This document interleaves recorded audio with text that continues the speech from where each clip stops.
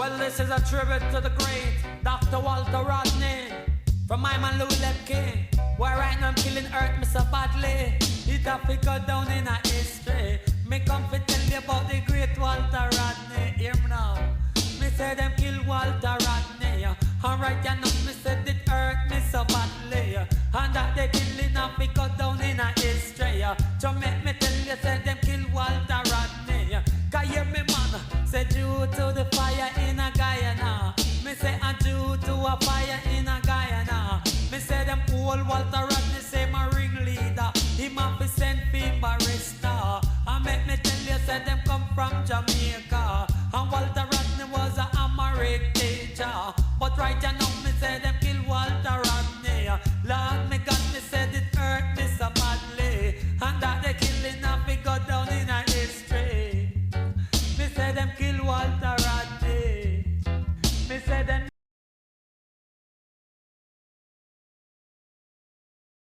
I have met brothers and sisters who say that their mother tongue, quote unquote, is French, Spanish, Dutch, Portuguese, as well as English, which we speak. And because of this, we have a problem of identification. We do not know whom we are. And that is why this gathering is of great symbolic importance, because it is an act of identification. Hail Walter Rodney, praises to him. When it comes to educating us, Walter was a king. He knew Caribbean history and Latin America, all the countries in Africa, the USA and China. His books are national treasures, there for everybody to see. He stood tall and strong for justice, confronted the enemy, uplifting global black people. On this he concentrate. They scan, they plan, they hunt the man, and him assassinate.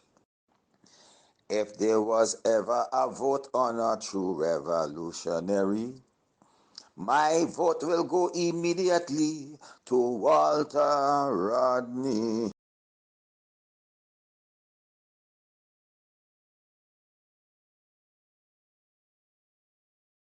Good morning, good afternoon, good evening.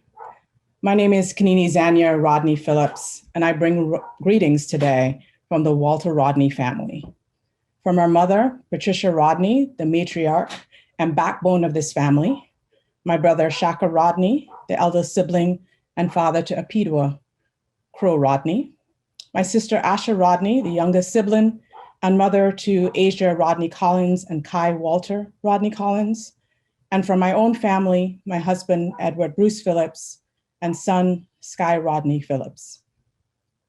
I'd also like to extend a welcome and gratitude for your presence here today and for your support from our uncle and Walter Rodney's youngest brother, Donald Rodney, as well as the extended family of daddies, brothers, sisters, uncles, aunts, and cousins. Today marks a pivotal moment in our lives, just as it did 41 years ago. And it comes with mixed emotions that Mama Shaka, Asha, and I are still grappling with. Walter Rodney's name has been cleared, his dignity and humanity restored, unblemished and untarnished, with a full respect it deserves. And while we certainly acknowledge and are grateful that we are at this place today where we can celebrate this victory with you, we're also yet again mourning the loss of a husband and father, as justice does not include his return to us in flesh. So we will take our time over the next few months to process and to contextualize this moment within all the moments in our very long journey to get to this place of justice. We know that we would not be here without the love and support of many of you, people who were friends, colleagues, supporters of Walter Rodney, and some of you will speak today. But I wanted to take the time to personally thank a few, the Guyanese families who stood with us no matter what, families in our adopted home of Barbados, who welcomed us and took us into their own families, the families in Jamaica who made sure that I was fed and safe while at UWI in Mona.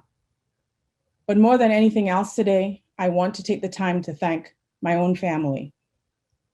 Patricia Rodney, our mother, for her resilience and courage, for raising 3 children as a single mother in a new country without family support, putting us through school, college, working hard to pay the bills, and she persevered. So she has 3 proud children who are successful in their own chosen professions. And those 3 children have gone on to become parents themselves and appreciate the sacrifices she's made and are very grateful, eternally grateful to her. The road was bumpy, rocky, with dead ends at times, but we found a way to navigate through the painful times, and we are here.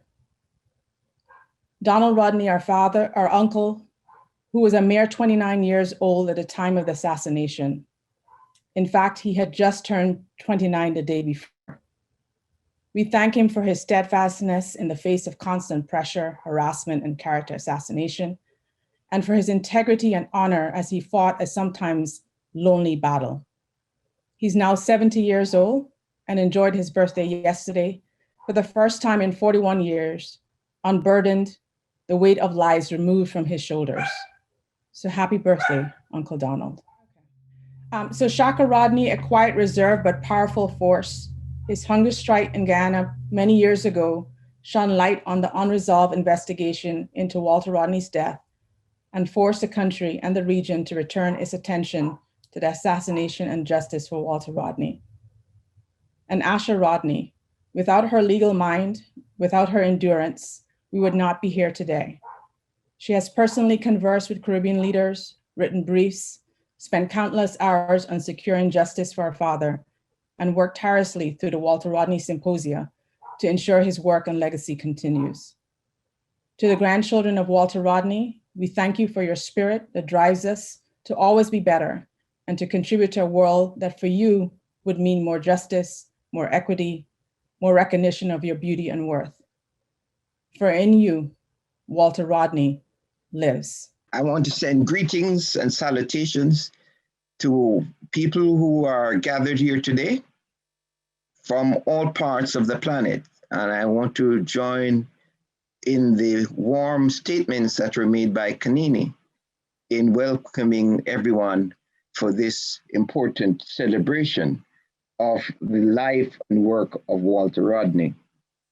The event is entitled today, Assassination is No Accident. And as everyone who's spoken before, they have talked about the Walter Rodney Foundation and the Woodruff Library. And I would want to join in celebrating the work of the foundation and the library in carrying forward this work. We in the Justice for Walter Rodney, we've been working with the foundation for many years. And we've been working around the question of how to ensure justice for Walter Rodney, justice for Donald Rodney, justice for the family of Walter Rodney, but the wider questions of what Walter Rodney stood for in terms of his struggles for dignity and decency. I want to align myself with the objectives of this celebration today. Of course, the celebration today is so much more meaningful after the statements that were made before the Parliament by the Attorney General of Guyana on Thursday of last week. The title of this celebration was Assassination is No Accident. Now, this title itself was part of the long-term struggle to assert the fact that Walter Rodney was assassinated by the Guyanese state. So the celebration today is even more upful after this statement, which vindicated the work of the Rodney family, the Forces for Peace and Justice in the Caribbean, the Walter Rodney Justice Committee, and those who, in solidarity in all parts of the world, have been fighting to rehabilitate the idea that the state should not use its power to kill people and to kill people with impunity. So today, as you've already heard from the numbers of persons who have spoken, you will hear from the family, you will hear, I'm especially happy to be here when Donald will speak, because the judgment on Donald Rodney is also very important and is pending. I want to be able to place the context of today's discussion within the understanding of what was being attempted by the Guyanese state when the Guyanese state said on the death certificate of Walter Rodney that his death was death by misadventure. The Attorney General stated that it will now make clear that Walter Rodney died as an assassination. And this is affirming what the Commission of Inquiry found, that the then Forbes Burnham Government of Guyana played a major role in the assassination of Walter Rodney, and using the then Guyanese Defense Force electronics expert, the late Gregory Smith, as a state agent to carry out the execution. So this discussion today was entitled "Assassination is no accident," because those who handled Gregory Smith, before Gregory Smith passing earlier this century, there was a book put out by Gregory Smith along with one Anne R. Wagner, "Assassination Cry of a Failed Revolution, The Truth About Walter Rodney."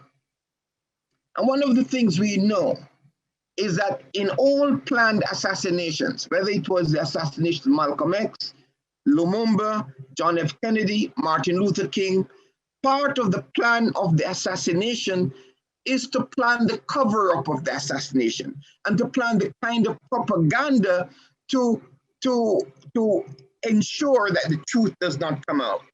So this event today is part of the continuing process which was carried forward by the Commission of Inquiry into the assassination of Walter Rodney to say that it was not an accident.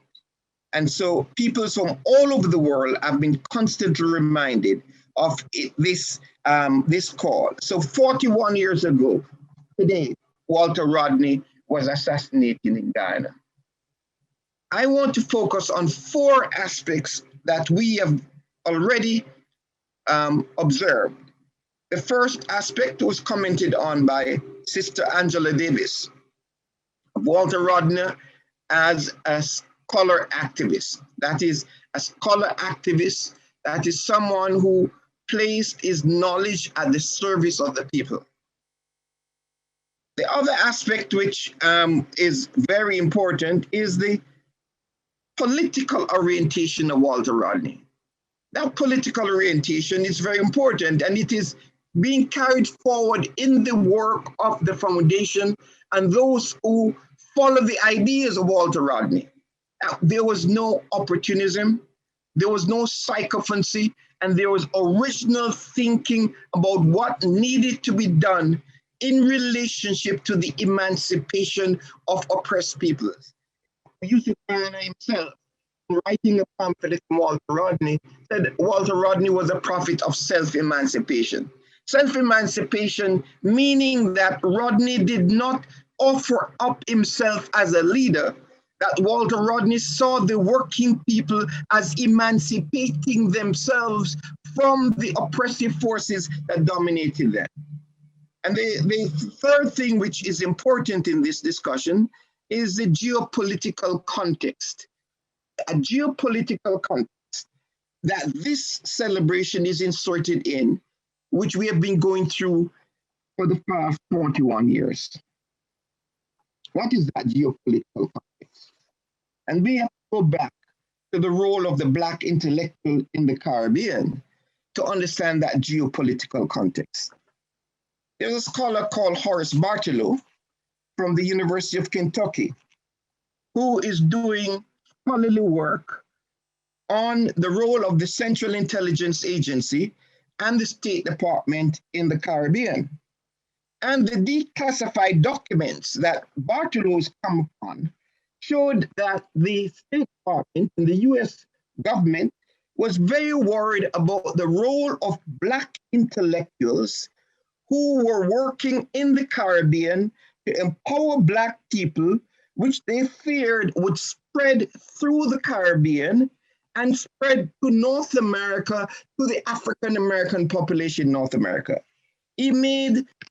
His research work showed that the threat that Black empowerment represented to US policymakers came from the work of Walter Rodney in Jamaica, the Mandela regime in Jamaica, the work of Maurice Bishop, that what it meant that the internationalism that was coming from these intellectuals and leaders in the Caribbean posed a threat to US imperialism.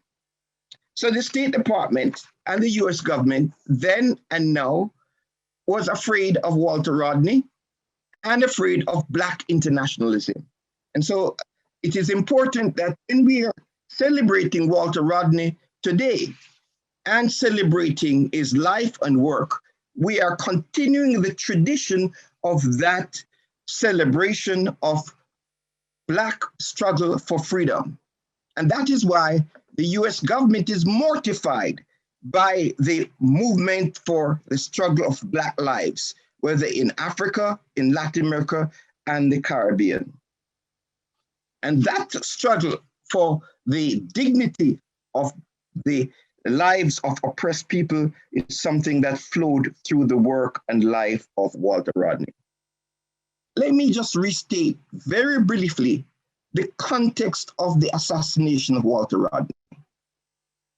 Walter Rodney had returned to Guyana in 1974 after an illustrious career, which you've seen in the PowerPoint that was presented at the start of this presentation. When Walter Rodney had returned to Guyana in 1974, a year before that, the president of Chile, Salvador Allende, was assassinated on September 11, 1973. And we who are fighting for justice remember that September 11, 1973, when over 40,000 members of the left in Chile were killed and hundreds of thousands of persons were thrown into exile.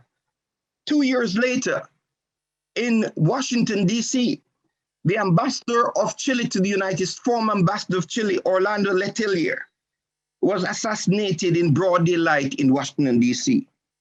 And so the work that is being done about the killing of Letelier and the Pinochet files reminds us of the kind of work which needs to be done in Guyana to bring out the Burnham files, to bring out the information about all of those who were complicit in the killing of Walter Rodney. So the context of the killing of Walter Rodney was part of a global thrust to silence those who were fighting for self-determination at that point. So destabilization of progressive forces in the Caribbean, destabilization in Jamaica against the Jamaican government, in Grenada, the Grenadian Revolution had taken place in 1979. And in the same month that Walter Rodney was assassinated, there was a bomb blast placed under the Prime Minister of Grenada, Maurice Bishop, attempting to kill him on June 1980. The very week after Walter Rodney was assassinated, 100 persons were injured. United States successfully invaded Grenada 3 years later. So the context of the killing of Walter Rodney, where in February 1980, Bishop Romero of El Salvador was assassinated.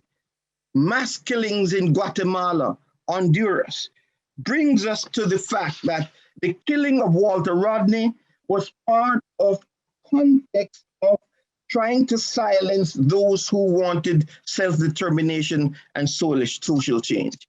So our celebration of Walter Rodney today is not only focused on Walter Rodney as a person, because it is focused on the continuing quest for social justice and for clearing the name of Walter Rodney. Now, the family of Walter Rodney, Donald Rodney, Kanini made reference already to the fast of Shaka Rodney in 1993, the struggles of the Justice for Walter Rodney Committee with the major celebration we had in 2005, the international struggles on every platform. Just recently in Cambridge in the United Kingdom, the conference in the United Kingdom passed a resolution calling on the government of Guyana to unequivocally bring out the innocence of Donald Rodney. Now, this is something we're waiting for clarity, and Donald Rodney himself will speak today. So I want to say that I am very pleased to be part of this celebration today. And this celebration cannot go on without saying that the Guyanese state has always been very fragile. And the fragility seen today is how that state is being manipulated in being part of the conservative bloc in the Caribbean against the progressive forces. And we cannot celebrate Walter Rodney today without raising our voices in the way in which the Guyanese state is part of the alliance against the Venezuelan people and bringing the former Secretary of State of the United States to the Caribbean as part of an anti-Venezuelan alliance. We have to use this occasion to again express our solidarity with the Cuban peoples and with all the peoples in the Caribbean fighting for freedom. And so what I would want to say that today, that the struggles for justice for Walter Rodney is part of the global struggles for social justice, for peace, and for reparative justice. And we are calling for the end of the blockade against Cuba, end of the occupation of Palestine, and end for the oppression of all peoples in all parts of the world. Thank you very much. I have a few words which I would just like to share with everybody. First, I thank Pat for reaching out to me and giving me this opportunity to be a part of today's celebration as well as remembrance of Walter. I also bring you greetings from my department at Clark Atlanta University, the Department of Political Science, and generations of students there who have been influenced very much by Walter. Walter Rodney lives in our hearts and in our vision and in our scholarship and in our advocacy and our activism. And so he's very much part of who we are as a department. We remember and we celebrate and we acknowledge Walter Rodney in terms of his scholarly productivity and craft, his vision, his courage, his heart for his family, for his people, for the world, oppressed peoples, marginalized people of the world. His love for humanity resonates so much through all that he did. We thank him for his sacrifice, and we thank him for his scholar activism. We thank him for enlightening us on our history as African peoples, our history as peoples of color, as oppressed peoples. We thank him for his counter-hegemonic narrative. We thank him for reteaching us. We thank Walter for his purposeful scholarship, for his Pan-Africanism, for his progressive internationalism, all of them grounded in people's history and needs and rights. Walter was a hard act to follow. He left us a model of scholarship and activism that is almost without parallel, that continues to resonate. As we said, Walter Rodney is alive. And we also thank very much the Rodney family. We thank them for their courage. We thank them for their determination, their tenacity, their integrity, and their sacrifice. We thank Pat, who has embraced us over the years, the matriarch of the family. We thank her for her struggles to protect and nurture her family and to make sure that Walter Rodney's assassination was recognized as such. We thank Shaka and Kanini and Asha and their children. And we thank Donald for making sure that the record was set right, both for his brother and for himself. And I personally thank Donald for embracing me as a fellow young student in the early 1970s, University of Reading in England, Ted Jibril, Hashim Jibril. And one of the things he did was give me a copy of of How Europe Underdeveloped Africa, Tanzania Publishing House edition.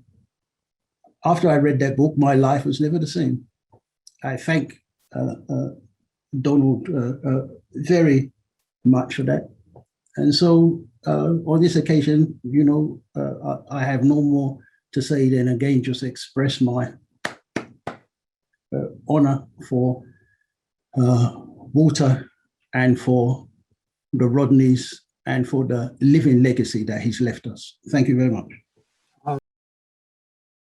It is truly an honor to have been invited to participate in the 18th annual Walter Rodney Symposium. And so I'd like to thank Walter's family, especially my good friend, Dr. Patricia Rodney, and the leadership of the Walter Rodney Foundation for asking me to participate in this symposium. There could not be a more appropriate time for us to revisit and learn from Walter Rodney's ideas and legacies. He spent his very short life arguing for historical and structural analyses, criticizing those who assumed that moral positions were sufficient. Now that there has emerged a collective understanding that racism is structural and that understanding histories of colonialism and slavery and their part in producing capitalism are central to our capacity to move forward, as David Austin has pointed out, we absolutely need Walter Rodney's insight regarding the connections between structural racism and histories of capitalism. Yeah, I had the opportunity to meet Walter Rodney in 1973 in Tanzania, in Dar es Salaam, and was so thoroughly impressed by the ways in which he centered, I would say, organic intellectual practice. That he, more than anyone I had ever encountered at that time, made it absolutely clear why intellectual work was important and why that intellectual work could be most effective when put at the service of radically changing the world and of understanding the connections between anti-capitalist struggles, class struggles, and struggles against racism. And as I said before, and I think I may have mentioned this in the foreword that I wrote, because Walter was so consistent. He was able to develop feminist analyses before the vocabularies were produced that lent themselves to understanding patriarchy. I think that, and I think I also said this in the forward, that if we use the term scholar activists to mean to indicate how we put our knowledge to use in the service of radical transformation of the world, then Walter Rodney is our model. He teaches us how to engage in that process. I bring you greetings from Los Angeles. I wish I could be there with you, but it's not possible today. Still, I'm with you in spirit. I mean, we meet this moment with mixed emotions.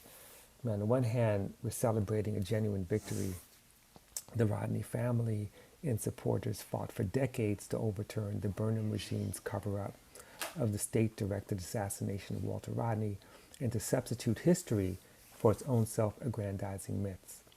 The state tried to bury Rodney dozens of times, even before he was killed, silencing his voice, denying him work, banning his books, taking his actual life, killing him over and over again with lies. So this is really a big deal.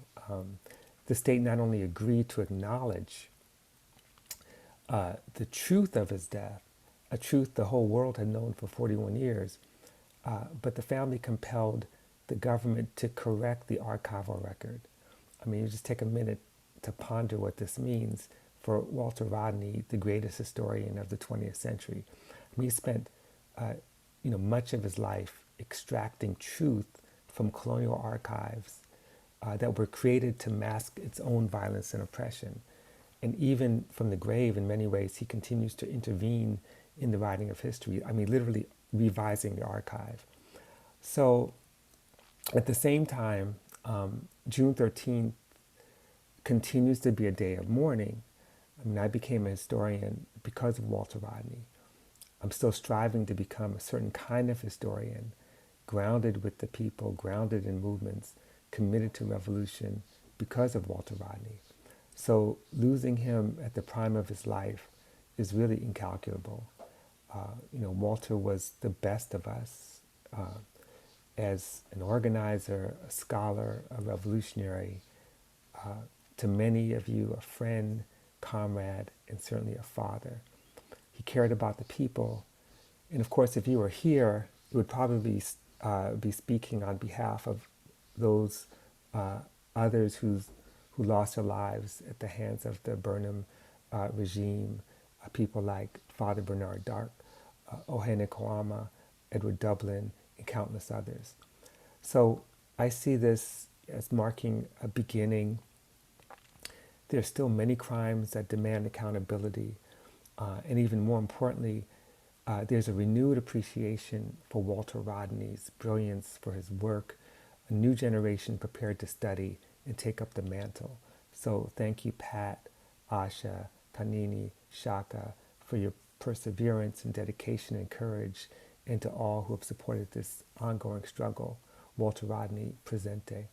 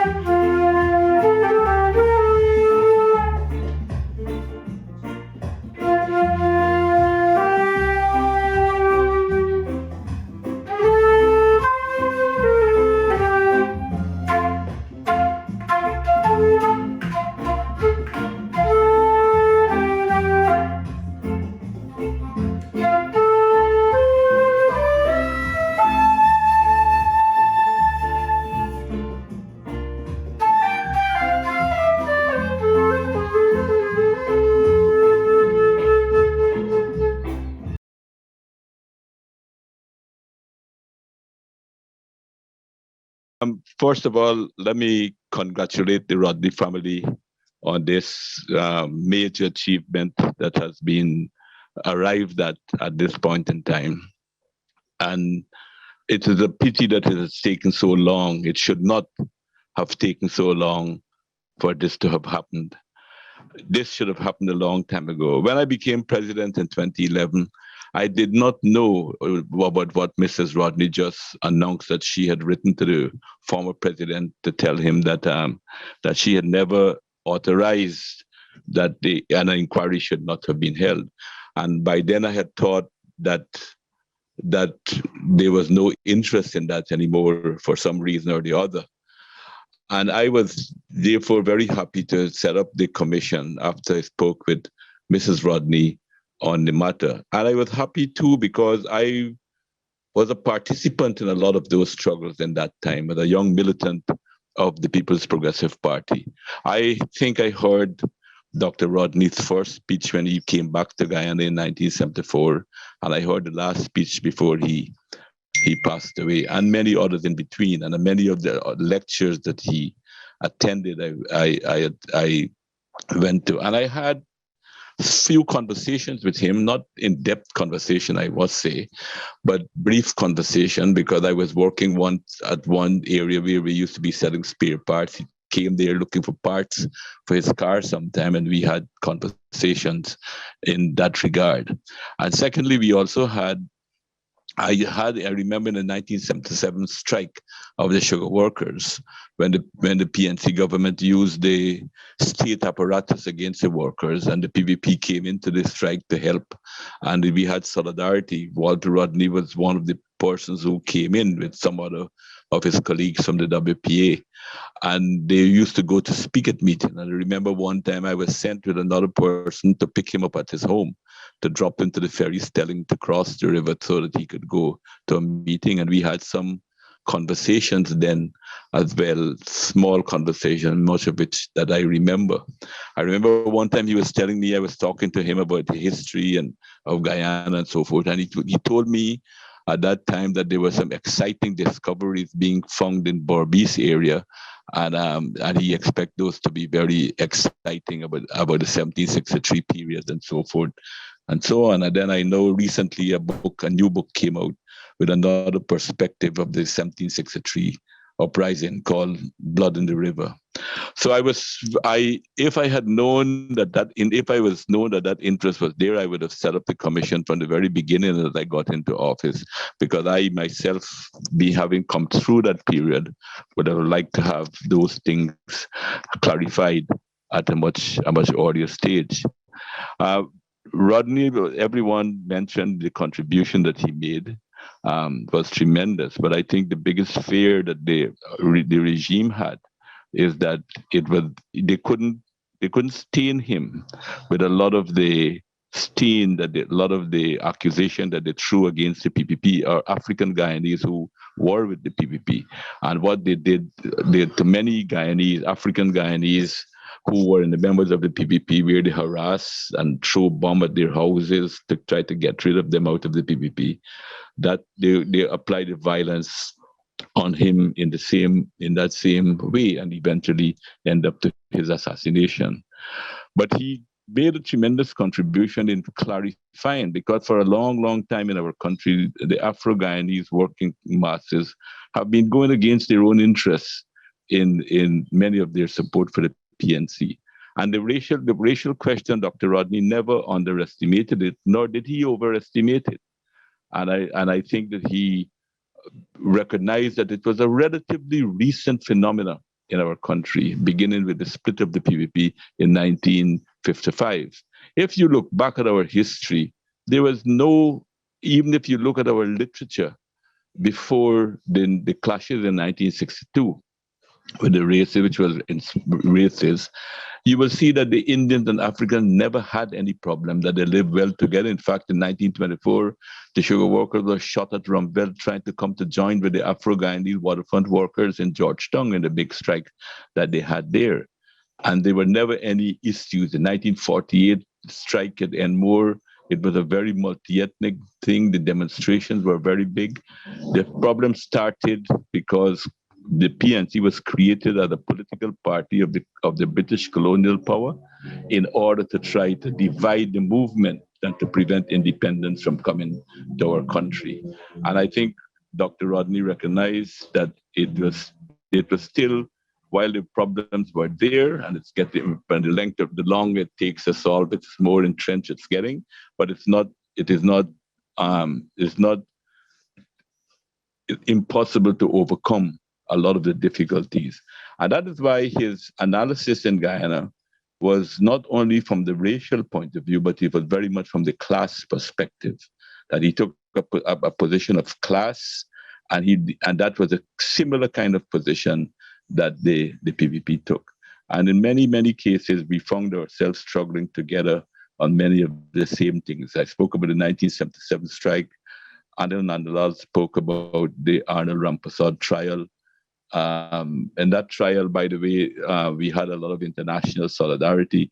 And one of the lawyers who came here was Maurice Bishop to defend Arnold Rampersad. And another lawyer was John Bowden from the UK. And we had another lawyer, Margaret Burnham, from the United States. And I think she was the lawyer that defended Angela Davis during the time when Angela Davis was on trial.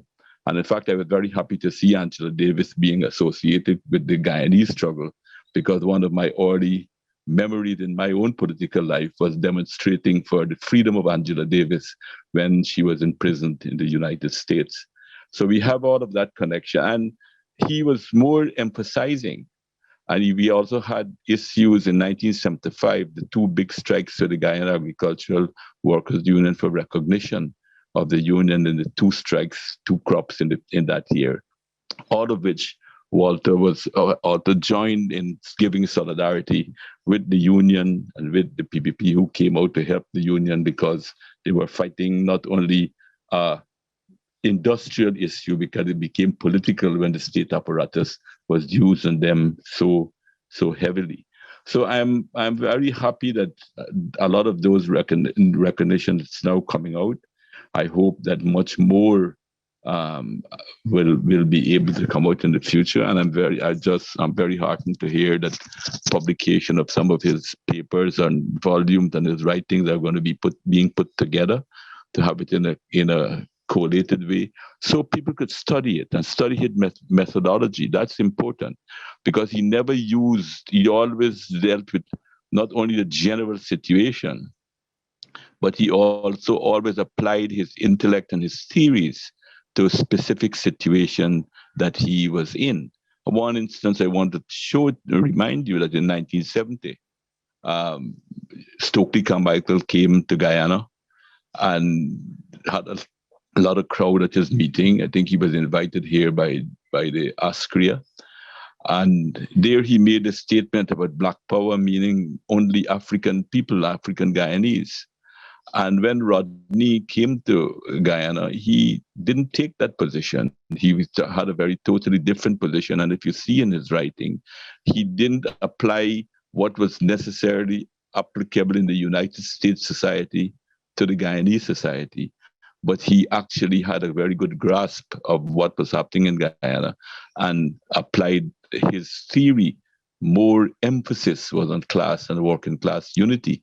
And he helped the boys at the Bauxite Union in creating the OWP, Organization of Working People, which was helped to organize the bauxite workers, give them a separate type of identity, because the union at that time was very closely linked to the PNC, and it was giving them greater perspective. And constantly, the OWP linked up with the GAU, and eventually to give solidarity to the 1977 strike, as well as the sugar workers giving solidarity to the bauxite workers strike. So I still think that we still have more in common than we have in differences, and it would be good if Walter Rodney's methodology could be used to promote that kind of unity.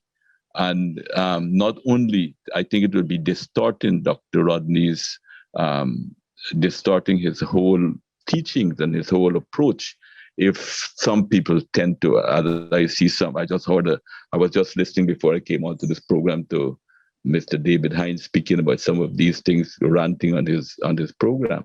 But just to try to put him in a box as just a black nationalist, that would be wrong. That Rodney's intellect by far exceeded that, and maybe that was one of the reasons that he was assassinated. It was similar with Martin Luther King, with Malcolm X, when they started to come more and more to class positions, that they too met their end if you follow their works and their writings and their speeches. So I've been very happy that this day has come. I think it should have come earlier, and it should have become much, much, much earlier, because Rodney's contribution to our own working class struggle and to the national struggle in this country, struggle that we're still continuing, struggle that has not yet ended, struggle that has its setbacks sometimes. It's still there, and we have to continue that. So I want to thank you, and I want once more to congratulate Mrs. Rodney, the children, Asha, who I speak with more often than the rest of the family, but to just wish them very, very well in the future, and wish them well in continuing to propagate the legacies of their father, and to say that whatever help that I can give, I'm willing to give in that regard. Thank you. I want to say a very good evening to everyone, all the panelists and everyone here.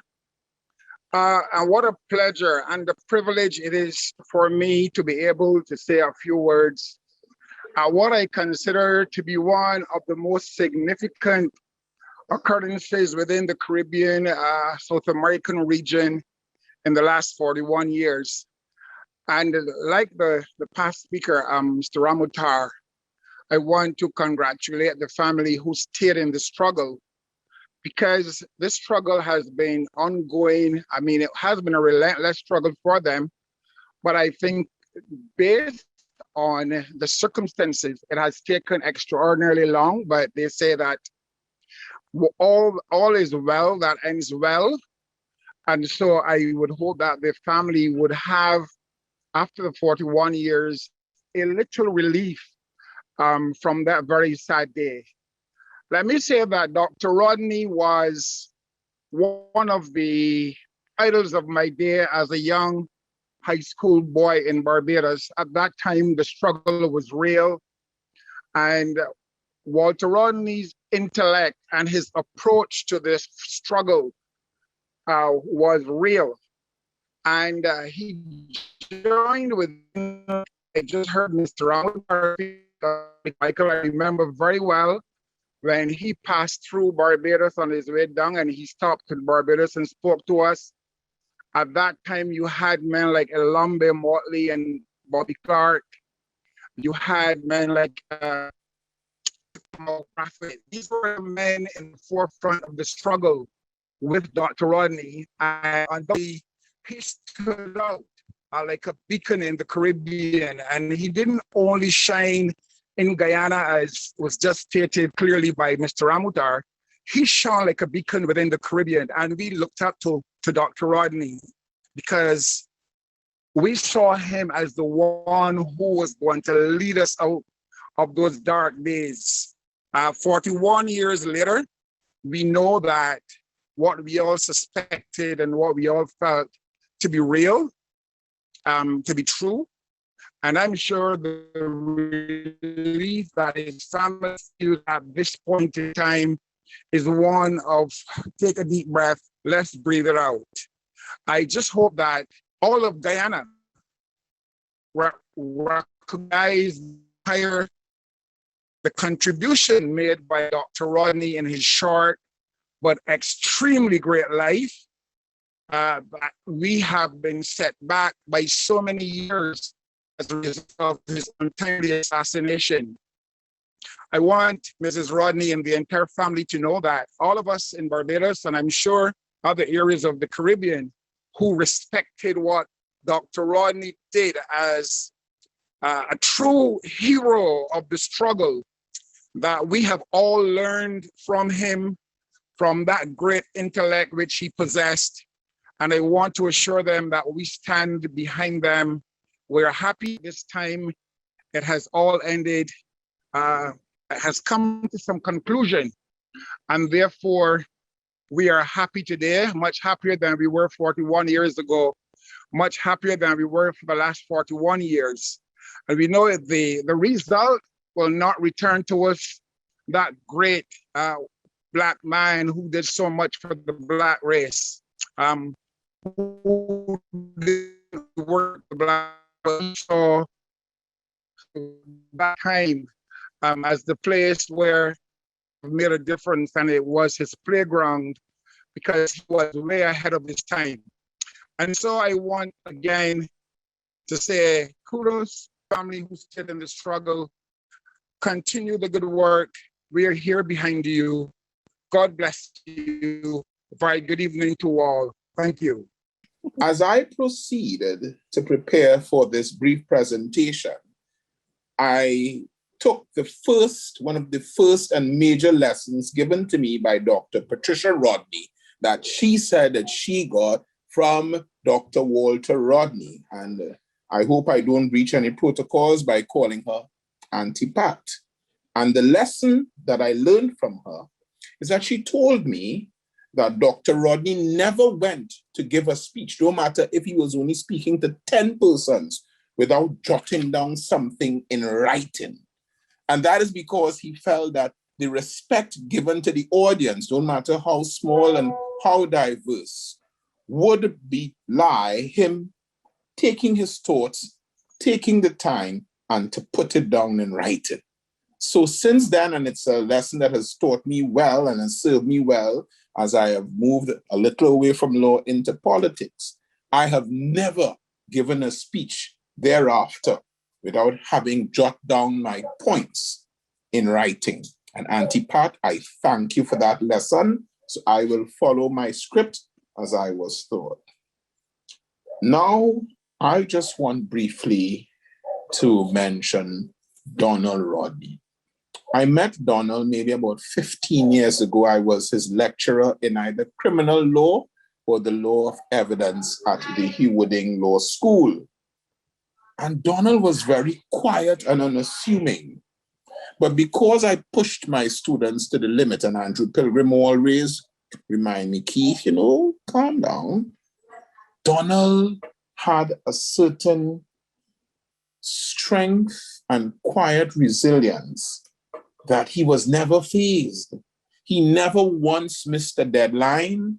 He never once shirked a task and a responsibility that I gave to the class. And I didn't understand that until I learned a little more about him. When I understand Donald Rodney, he seems to be the embodiment of the Rodney family. Quiet resilience, but persistence and an integrity that you cannot challenge. And I want to say that, Donald, it was a pleasure and has always been a pleasure with my association with you. And the lesson that I have learned as I try to make my own little way in this world is about putting family first and putting the truth first. And once you do that, as we have now proven, nothing can stand in your way, and there is nothing that we cannot achieve. I want to pause for a moment to share with you what I consider to be the depth and strength of Donald Rodney, and by extension, the family. You could imagine the first respondent, the only eyewitness to such an unmentionable incident, having to live with the fact that he was wrongly charged for over 30 years. What type of strength does it take to continue to live a life with that? And I think that, Donald, you have been exonerated. You have shown an inner strength that is beyond belief to my simple mind. Auntie Pat, I don't know where you all get this strength from. And I want to thank you, and I want to recognize this in public. It is now the legal team is like a family. Everyone, Asher, Andrew Pilgrim, UC Guyana. I mean, These are just remarkable people. And therefore, in the circumstances, I would like to salute the government of Guyana for the stance taken in this matter. I would like to salute the Rodney family for their stick-to-itiveness. Donald, personally, I would like to salute you for your endurance and perseverance and strength. And I would like to salute their family for staying close to the truth. Power to the truth. God bless. I'm overjoyed. Like all Walter's friends, his former students, and honest Guyanese compatriots, to know that at long last the Guyanese government has come clean about his death. It has acknowledged it was an assassination, which of course everyone knew. Those on the side of the victim and those on the side of the authors and perpetrators of the crime, Forbes Burnham, his government, and the agent who carried out his assassination order. It has been late coming, but thanks to the courage and persistent work done by yourself and other members of the Rodney family, with worldwide support for the cause of justice for Walter, it had to happen. And it has happened. It is by no means full victory for all that he stood for, and long days and years of hard work lie ahead before full emancipation of the Guyanese working people and that of Africans on the continent and in the diaspora can be realized. But if Walter's ideas continue to spread and awareness of what must be done is kept alive, the struggle will not stop. It will continue. There will be other unfortunate losses, no doubt, and politics will continue to be nasty and even nastier than they already are. But as history lessons teach us, more victories shall also be won, because no force on earth can kill people's desire to be free and to prosper. It is heartening that accompanying the acknowledgement of Walter's assassination will also be a restoration of his books in the Guyanese school curriculum. That by itself will be the most important contribution to the future of Guyanese democracy and social emancipation. And for that, the Guyanese people have the right to celebrate this great event, and we all join them in these celebrations. Good afternoon. This is Firoz Manji from Daraja Press. It is with enormous pleasure to have learned of the victory in having the Guyana government acknowledge that Walter was indeed assassinated.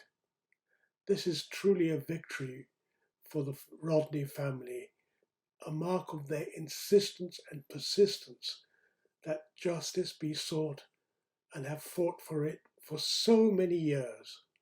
I salute you for showing such a deep commitment to the cause of justice in general as well as for Walter. An admission of guilt for having assassinated Walter is but the first step towards true justice. Walter's work in Guyana and internationally have to be continued, for only then will justice be seen to have been done. I'm proud to have been associated with these efforts and with the Walter Rodney Foundation. Victory will be ours. The struggle continues. I'm sorry I'm not able to be with you, but I send you all my love and solidarity. I am humbled to have been invited to pay my respects to a man who, like other revolutionaries, was assassinated by the state just because he danced to a different drumbeat, because he replaced myths and lies with truths. So here is how I want to pay my respects to him today. I am talking to him. Dear Dr. Rodney, even though I never met you, I have always been drawn to you. I guess that is because I was born with a natural affinity for people who abhor all forms of discrimination and inequality and stand up for social justice. My own life has been profoundly influenced by your work.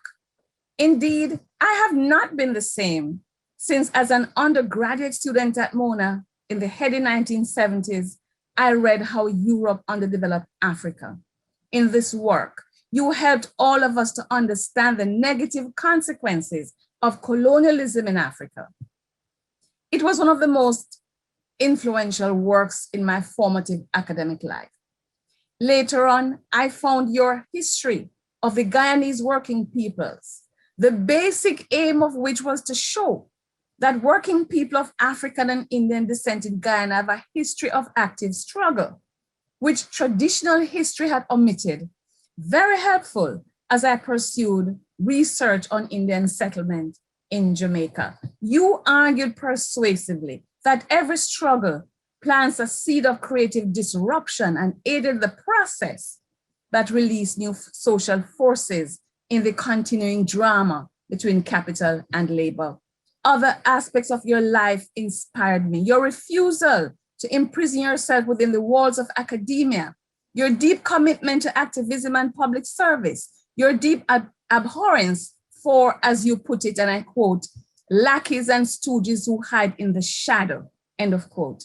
Your sense of political mission inspired me, looking out for the interests of the working class and playing a personal role in advancing the cause of Black liberation.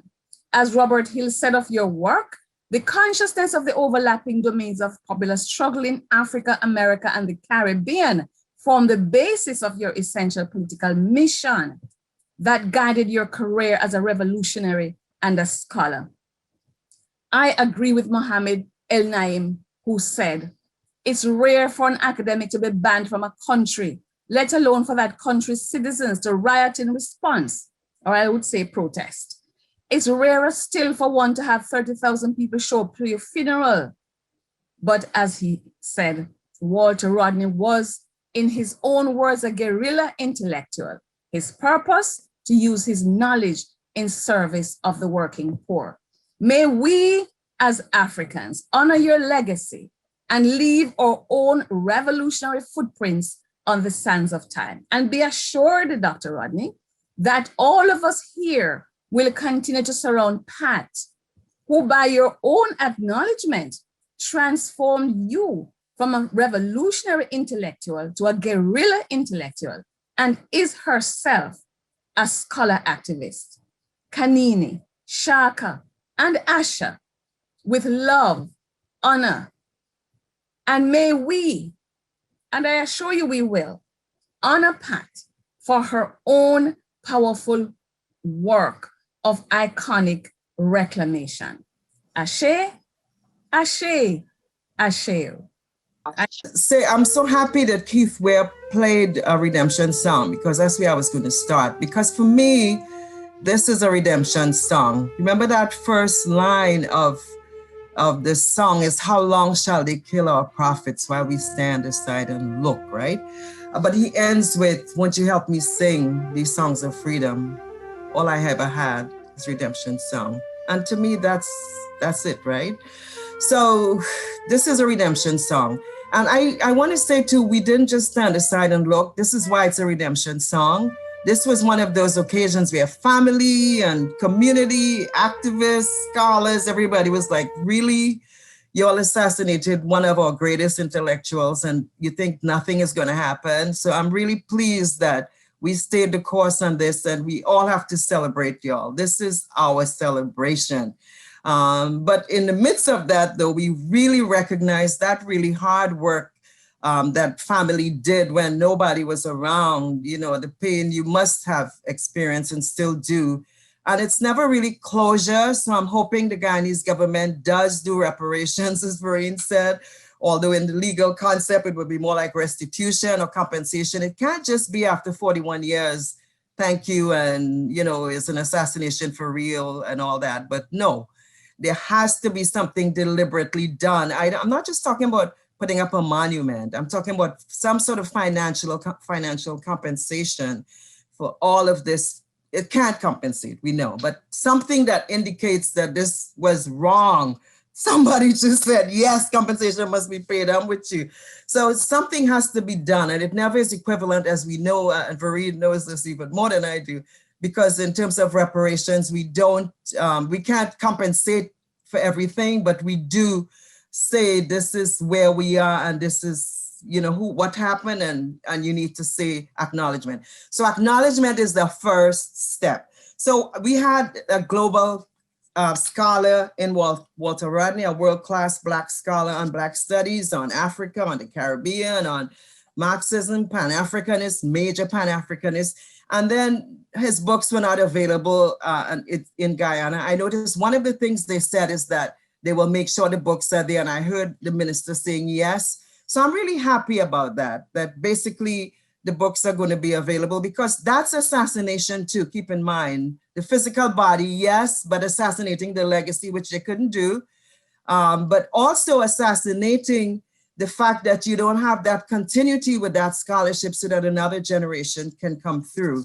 So I'm so pleased that the presses are pushing back against that, and that therefore this will happen. So where's home? I love the fact that Cherise gave Pat a lot of space to talk, because as you know, one of my areas is the way that leadership works often is presented in terms of the messianic Black male leader. But clearly we see a doubling of that in this case in terms of how Pat conducted her life, her steadfastness, her determination, her rejection of the languaging of just killing or leaving him out. But no, he was assassinated, and Pat stayed with that, as she indicates. I noticed as well in her talk, the same patterns as with the killing of Malcolm X, the threats of bombing, the keeping the stress factor, the children destabilized, all of that has to be considered and compensated. And then where is home? I like too that Pat said the many places that she feels at home. Is home that little place that we come from then that we always have to go back to? Or can we have a home that has multiple trajectories, right? Can we return always, or maybe we can't? Or when we return, what happens? Can they just get rid of us, destabilize us, keep us from having work? So we want to say that we want to be able to be diasporic citizens, multiply located, able then to move as we can. We want to also recognize knowledge gaps when they occur and recognize who has filled them and how we recognize these people. Walter Rodney, I want to restate again, is one of those people. And I want to say finally, every time I met Asha Rodney, it could be a small conference, as she knows. It could be a big conference, as we did in Binghamton, that she was there. And I just noticed my video said start my video. It could be anything, but Asha was always there, even as a young woman, even without a lot of intellectual and financial and other forms of support. Asha was always there, and always there, making sure that the family was represented. So Pat, I want to say in closing, you've done an amazing job in creating a family, managing as a single parent now, but a single parent with community, but managing always to keep steady and to stay focused in what the end run was supposed to be. And you did it, and I'm so happy, Pat. And this is, as I'm saying, only one step, a happy step. A restitution needs to happen, and we need to push forward so the family is adequately compensated, if it can be even that at all. I am just very grateful to be here, and I will be brief, but I just would like to personally extract 3 lessons from what we have learned in the last, since Thursday, about this victory. And we are clear when we think about it, Amilcar Cabral, and not claiming any easy victories, but we have to claim victories when they are victories. And this is a victory for not only the family and for the legacy of Walter Rodney and the Pan-African community, but justice-seeking people worldwide. And so the 3 quick lessons that I wanted to extract from this was, 1, I think about Nipsey Hussle, and he talks about how long should I stay dedicated in his song and album Marathon. And marathon it has been, and I think that's a lesson that this is, as Dr. Patricia Rodney, Mama Rodney has stated, this has been a marathon. It has not been a sprint. And so we salute those marathon runners, those who continue in that vein. And I think as Brother Jesse Benjamin has lifted up, I think Dr. Rodney should be elevated as a living legend for the work that she has done in maintaining this fight and this press forward and her family and this call for justice.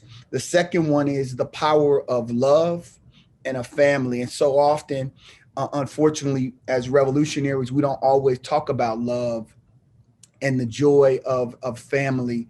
But this is such an example that this family and the love of this family, the love of a brother who was falsely convicted, the love of a wife who has moved forward with maintaining this family and lifting up the legacy of her husband, and then the love of these three beautiful children should be, again, highlighted in our work as revolutionaries and made as a model for us all to look at as we continue forward, seeking to transform the world that we now live in. And then finally, what really deeply moves me is the use of education as a tool for our liberation. And I say that as a classmate of Asha at Georgia State College of Law. And I'll just say this: we have had so many classmates and so many graduates of the Georgia State College of Law that have done tremendous things with their law degree. Some have freed people from death row. Some have become Supreme Court justices on the Court of Appeals here in Georgia. Some have gotten huge verdicts. But I honestly know of no one that has done more with their law degree for justice than Asha Rodney in what we are seeing happen right now. And I just want to lift her up. I want to lift up all of the children, but particularly Asha as my classmate is deeply, deeply inspiring for us to be able to, for her to use her legal education in the fight for justice for her father. And so with that, we are grateful. We look forward to the continued work. We're clear as a reparations activist and organizer that there is much work left to be done, and we look forward to being invited into that work with the family and with those who would struggle for justice. Thank you so much for allowing us to be a part of this celebration.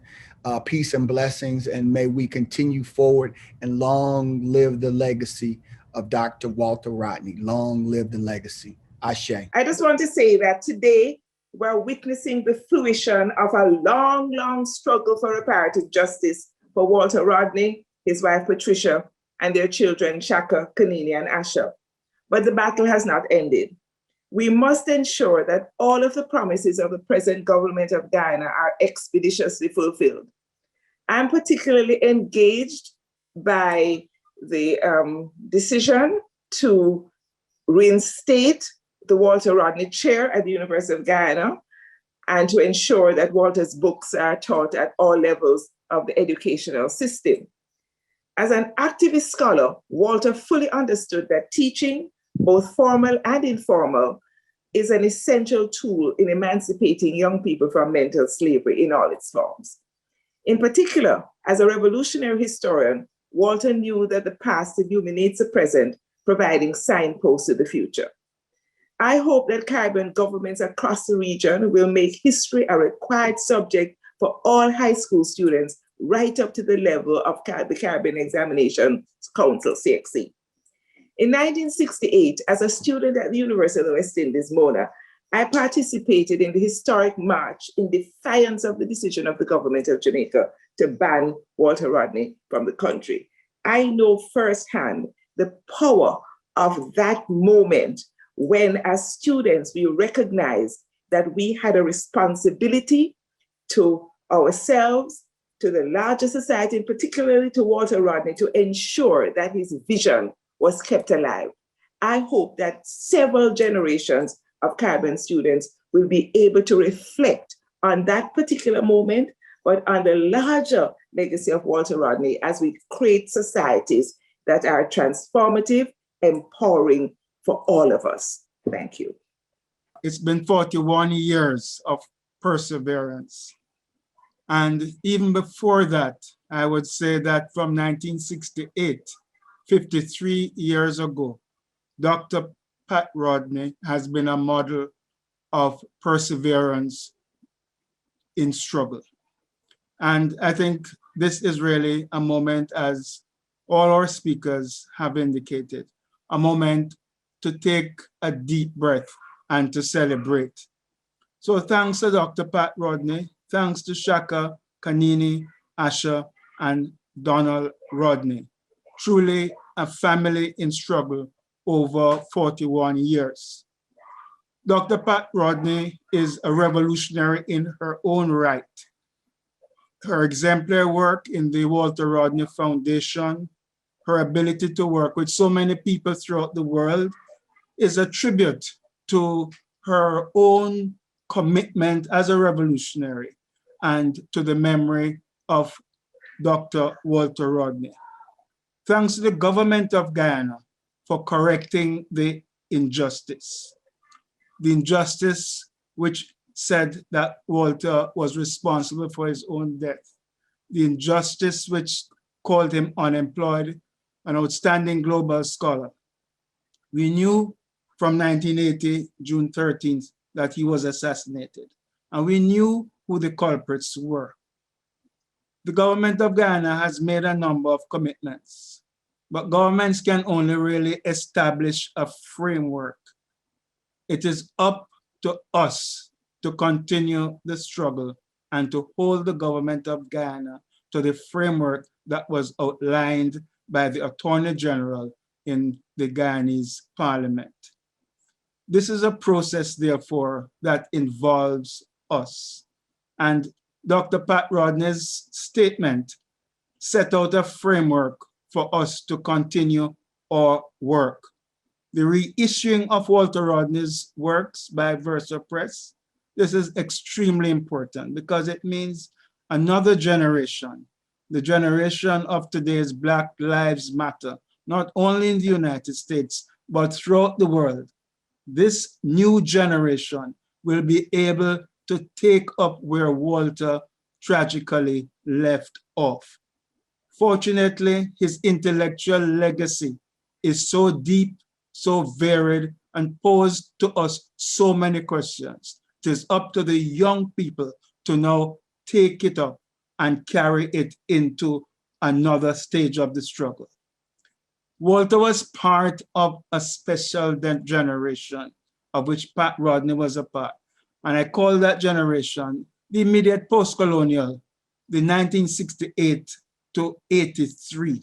And here I include the Grenada Revolution, Maurice Bishop and others in that period, people in Trinidad, the 1970 Black Power Revolution.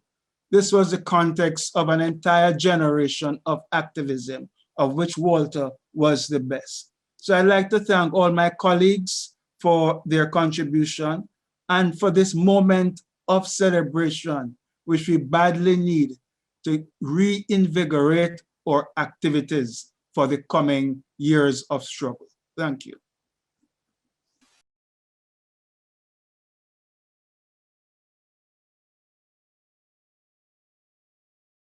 Hello, my name's Leo Zielig. I'm an editor of the Review of African Political Economy and a researcher and activist. And I've just written a book which is out on Walter Rodney called A Revolutionary for Our Time. It's hard to know where to start. Walter Rodney's life contains so many lessons and presents us with such invaluable, indispensable teachings. Celebrating this year 2 anniversaries of his birth 80 years ago and the celebration of his great work, How Europe Underdeveloped Africa. So much needs to be said. Rodney was a Marxist for our time, a man who spent his life on political education, aware that it was only through careful and painstaking study that capitalism could be known and ultimately overthrown. His historical work, all of it, and his 1972 classic study has to be understood in this way. Armed with this knowledge, he threw himself into efforts to change the world in Tanzania, Jamaica, and then, perhaps most remarkably, in his home of Guyana after 1974.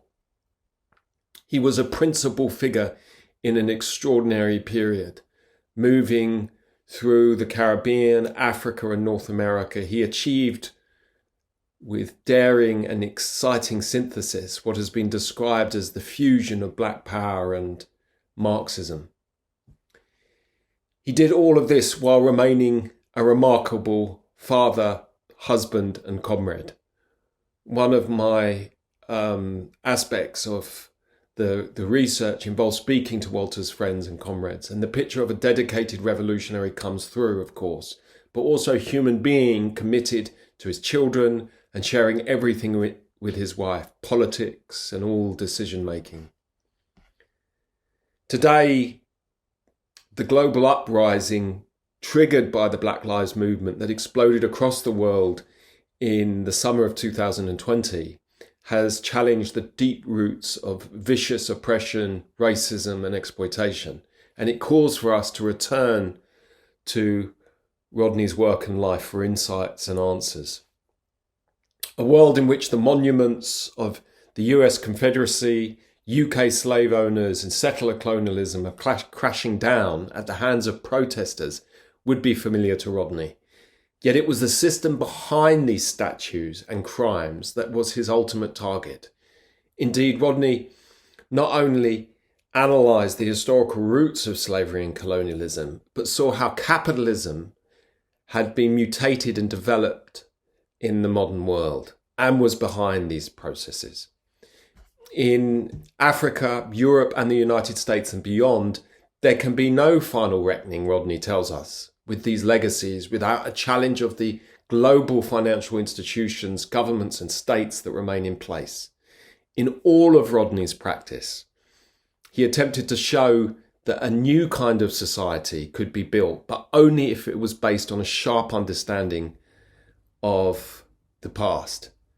In the 1970s, Rodney became one of the most brilliant proponents of self-emancipation of working people, elevating the activism of the working class and poor to the heart of any serious project of revolution and social transformation.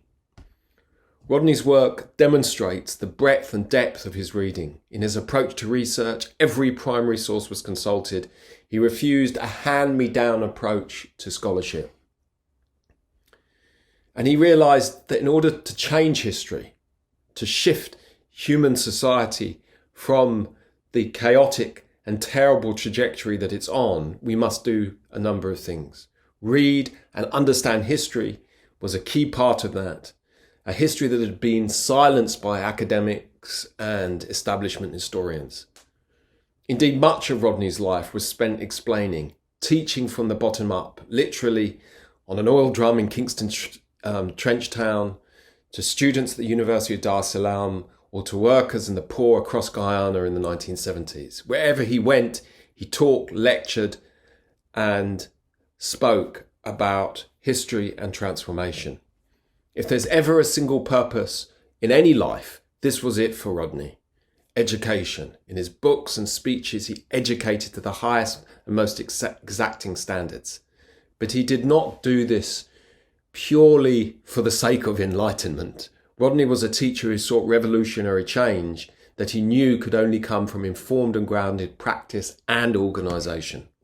I want to say also, finally, that the work of the family and the foundation in keeping Walter Rodney's legacy and work alive is of such vital importance and speaks to the central purpose of education and consciousness raising that animated Rodney's life. To talk about Walter Rodney, his work, How Europe Underdeveloped Africa, was really his grand response to the analysis of Marxism, if that makes sense. So I like to conceptualize it as a response to it, because what he does in each chapter, it's really a grand indictment of the West and Western capitalism and imperialism and colonialism. But each chapter is also somewhat of a response to a Eurocentric notion of Marxism that he very subtly is critiquing and just really taking the analytical tool of Marxism and moving forward more. In How Europe Underdeveloped Africa, he says a few times that it is only through socialism and the application of scientific socialism coupled with support of national liberation struggles, right, and anti-colonial struggles that Africa will one day achieve freedom. Revolutionary greetings. My name is Hannah Muze. I'm from the Wenyendoto Sako in occupied Tanzania, South Africa. And I came into contact with How Europe Underdeveloped Africa during one of our work study circles. And during our work study circles, I remember as I was reading the book, and at the end of the session, when we came to the close of the book, we were asked to give our final thoughts about what we thought. And I remember pointing out, and I still feel the same way about how, while reading the book, I got quite infuriated. And this was basically at, the simplicity with which, Walter Rodney actually explained the African situation and the predicament in which Africans, find themselves. And he did this quite, without reference to a lot of data or without reference to a lot of statistics. But he actually makes you understand and appreciate, the situation we're in, and it also makes you understand what your role is, when it comes to the revolution and when it comes to the total liberation of Africa and its people. For me, How Europe Underdeveloped Africa, set the bar for what it looks like to transform this information or to share this information with the masses in a very simplistic way that people can be able to understand and comprehend, and also to be able to create that fire, within the people, like that burns for change. It's an inspiration, and for me it's a challenge, and it's something I hope to one day be able to emulate, both in my writings and even in my conversations, with people on an everyday basis. So I would say this book is a worth read. It's worth to be shared with everybody who can be able to read it. I was really touched by it. I was really, inspired to do better, and I was inspired to go on, with the struggle. I hope you enjoyed the conference, and adhere to Africa. Thank you. Hi, my name is Prince Ifo. I'm the founder and the president of the Young African Leaders Forum, YAF. Dr. Walter Rodney has been a great influence in my own life. The first time I got to hear or even know about Dr. Walter Rodney, it was the first time I got a hold of his book, How Europe Underdeveloped Africa. At the time, it was a very strong requirement for 200 level undergraduates in my school, those who were studying philosophy. And so when I got a hold of the book, I studied the content, and it made me quite particular about Africa's sustainable development, because it showed the difficulties and the challenges that Africa had, and the exploitations of the Western world and the imperialist countries, and what they did in Africa. I got to get deeper knowledge of what Africa's sufferings were about, and how we could move the continent forward, and how we needed to work and promote Pan-Africanism if we were ever going to make progress in the continent. That book changed everything about my thinking. Because I read the book, I was quite particular about sustainable development of my continent, and I went ahead to carry out an undergraduate final year research program or research on democracy, and African development. From the research, I got an idea that would create or establish an organization which will be Pan-African, empowering young people, building Pan-Africanism among young people, and that organization was formed in 2014. That organization is the Young African Leaders Forum that I represent today, YAF. YAF is a Pan-African organization with a major objective to effectuate sustainable development in African countries. And how do we intend to achieve that? We achieve that by empowering young people and preparing a new generation of leaders for the continent. We are specific about Pan-Africanism because we saw that Pan-Africanism is the only and the key way through which Africa can really become great again. Scholar activism is another principle of Walter Rodney that really influenced me. I saw from Dr. Walter Rodney that he wasn't only just a scholar, he was also an activist who went out to demonstrate what he taught. I'm a teacher today. This is my staff room where I teach, and I am a teacher because I was motivated by Walter Rodney. I do some community works because I want to make a change and make impact in society. Then I come also to the academic world to do my best to impact young people with knowledge and skills. The Young African Leaders Forum over time has continued to work with many reputable international organizations. We are also one of the strong youth-affiliated organizations of the African Union. And since 2015, we've had a very strong and solid work relationship with the Walter Rodney Foundation and Dr. Patricia Rodney. We've continued to work with them on different fronts, empowering young people in the continent, building change, promoting Pan-Africanism, training people, giving them skills, and giving people who were even underprivileged hopes for the future. The Walter Rodney Foundation in Georgia, Atlanta has been very helpful, very supportive of our organization. And it has continued to motivate those in my organization as well. We have continually progressed on different fronts to ensure that young people are represented in a quality manner in global issues, and Africa is also on the forefront of what we need to do to make the continent real and represented. Dear Walter, one of the most important strengths of African culture is the knowledge that those who pass join our ancestors and remain accessible to us when needed. So we know that you would not want to miss a party that celebrates your 80th birthday, Mwalimu's 100th, and 50 years of your revolutionary How Europe Underdeveloped Africa book. Looking back, I'm struck by how young you were when you wrote How Europe. I guess we were all young. You, Pat, the kids, and all of us. So where did the powerful insights which shaped your book come from?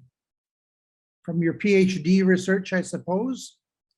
From your movement activism at home in the US and in Jamaica? And I wonder if living in Tanzania in those days, where the ideas of Mwalimu Nyerere were bathing all of us in the power to dream, contributed to your thinking. Of course, you are an historian, and an historian who has always searched for truth in a world where colonial politics and Eurocentric ways of knowing have held humanity and even our planet at ransom. Your book, Walter, was one of the two books that influenced my thinking 50 years ago. One was Pedagogy of the Oppressed by the Brazilian Paulo Freire, whose 100th birthday we also celebrate. The other was yours. The power and importance of your book has grown in my thinking. Your thinking was so ahead of its time. And while you found yourself in the company of others such as Fanon CLR James and Nkrumah, and of course Nyerere himself, your detailed analysis of the ways in which colonial power was achieved was the most complete of any of your contemporaries. Our scholarship these days speaks of decolonizing higher education, decolonizing knowledge, and understanding how the domination of Eurocentric knowledge has contributed to the epistemicide of African indigenous thought, the killing of ancient land-based ways of knowing. How Europe Underdeveloped Africa is a must-read for an entire new generation. And I say it's a must-read, must-reread for those of us who are as old as you. You might be surprised to know that thousands of us around the world are with you and Mwalimu Nyerere today for this celebration. You would not be surprised to know that your family has grown into a loving, inspiring, and powerful force for good in the world. Thank you. Thank you, Walter, for remaining with us all of these years. I join with progressive, revolutionary, and radical forces worldwide in celebrating the 80th birthday of our hero, Walter Rodney. I first met this Guyanese revolutionary in 1980, when as an attorney, I traveled to his homeland as an observer at the trial of Walter and his WPA comrades. Being able to consort with him and these stalwarts left a deep impression on me in ways large and small. I was humbled in their presence because it reminded me of how much I did not know, which in turn deepened my own study habits. This journey also compelled me to make a foray into Caribbean history, which I proceeded to do. Of course, when we think of Walter Rodney, we think of his sterling scholarship and his passionate revolutionary commitment. I salute those who have organized this important event today and encourage you to continue and indeed escalate your outstanding work in preserving and extending the profound legacy of one Walter Rodney. Thank you.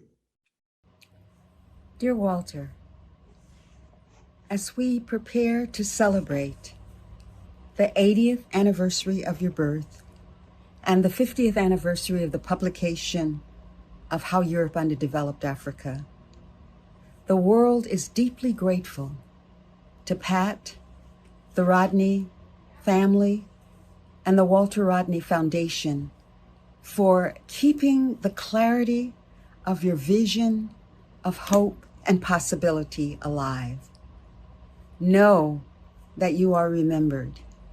We give thanks for your wisdom, your guidance, your critical and analytical insight. We especially give thanks for the seeds that you so lovingly and passionately planted for future generations, for times such as these. As with Malcolm X, we thank you also for keeping it real and making it plain by turning alleys and street corners into classrooms. As you often reminded us, and I quote you, I would speak wherever there was a possibility of our getting together. It might be a sports club, it might be a schoolroom, it might be a church, it might be a gully. Those of you who come from Jamaica know those gully corners, unquote. For me, and for many others, yours was an intellectual activist path committed to the exploration of knowledge, particularly knowledge in service of uplifting and healing the wounds and suffering of our people. Yours was simply an embrace of the totality of who we are and who we can become. And for that, we thank you. Your ultimate commitment, however, was to educate all who would listen. At this particular historical moment, as the bombs rain down on the children, the women, the men, the grandmothers, and the grandfathers of Ukraine, your reflection about Hitler, the Nazis, and the mass murder of 6 million people seems particularly relevant. Quote, such behavior inside of democratic Europe was not as strange as it is sometimes made out to be. There was always a contradiction, particularly a contradiction between the elaboration of democratic ideals and ideas inside Europe and the thuggish practices by Europeans toward Africans, unquote. You also encouraged us to understand and expand our awareness and recognize that the thuggish behavior of Europeans was not exclusively directed toward Africans. You reminded us, quote, as I've said before, you start out with one thing and you end up with another. The system doesn't stop at racial discrimination because it is a system based on class oppression. It only camouflages its class nature under a racial cover. And in the end, it will move against anyone, irrespective of color. In the end, they will move even against their own. In your commitment to helping others connect the critical, political, and intellectual dots, you seem to be everywhere at once. Oakland, Dar es Salaam, Canada, Montreal. However, in the midst of the whirlwind, you were able to find a profound inner stillness and inner contemplation. In responding to this birthday invitation, I revisited Reverend Dr. Barbara Holmes's latest book entitled Crisis Contemplation, Healing the Wounded Village. And there's a passage that seems particularly relevant, in which she says, as I considered the intense state of suffering experienced by Africans of many tribes and nations in the holds of slave ships during the trauma of the Middle Passage, I recognize the formation of a village of sorts. Strangers were linked by destiny, chains, and moans that focus their intentions on survival, resiliency, and inner strength. Together, their moans created a spiritual bulwark, a contemplative place of respite in the midst of unrelenting pain, death, and separation. As we celebrate your birth, as we celebrate how Europe underdeveloped Africa, we thank you. We thank you for caring so passionately about the wounded village and all of its resiliency, and all of our resiliency. Thank you, Pat, for continuing to keep hope and possibility alive in our diasporic village. Much love and enduring gratitude, Belvy. Greetings. It is truly an honor to say a few brief words about Walter Rodney's masterpiece, How Europe Underdeveloped Africa. Now 50 years old, this is the book that propelled me to study history and to dedicate my life to scholarship and struggle that is fiercely anti-imperialist and anti-capitalist. And I know I'm not alone. How Europe Underdeveloped Africa shaped an entire generation whose work advanced an agenda of a radical people's history attentive to global political economy. Long before David Harvey wrote of accumulation by dispossession, or many of us concluded that what Marx called primitive accumulation was ongoing, Walter Rodney proved it in 1972. There's a movement right now to return to Du Bois's classic Black Reconstruction in America. I believe we need to do the same with Walter Rodney's text, for how Europe Underdeveloped Africa is as important and profound as Black Reconstruction, and even more critical, since Rodney examines the entire world system and centers Africa, which continues to fade or disappear altogether in a parochial, US-centric political consciousness. Of course, there are many reasons why the book is as relevant today as it was 50 years ago, but let me just point out one reason. It is the finest, most comprehensive case for reparations ever published. He accounts for the enormous wealth extracted from enslavement, war, and colonial rule, but also forces us to reorient the current focus on chattel slavery to incorporate the impact of the war for captives and ongoing colonialism and neocolonialism on the continent.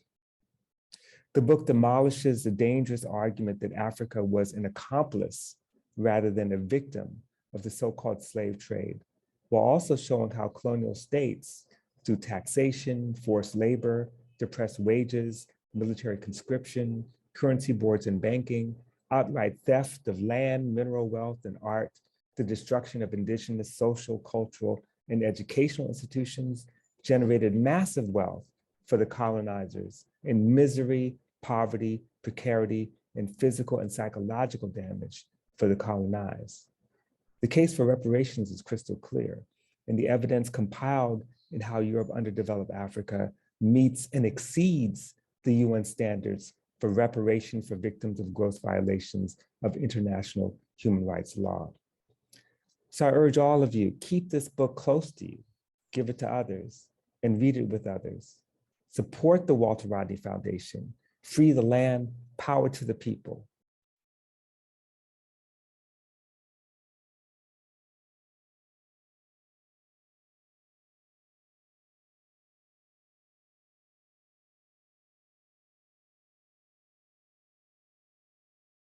On the 13th of June, 2021, will mark the 41st death anniversary of Dr. Walter Rodney.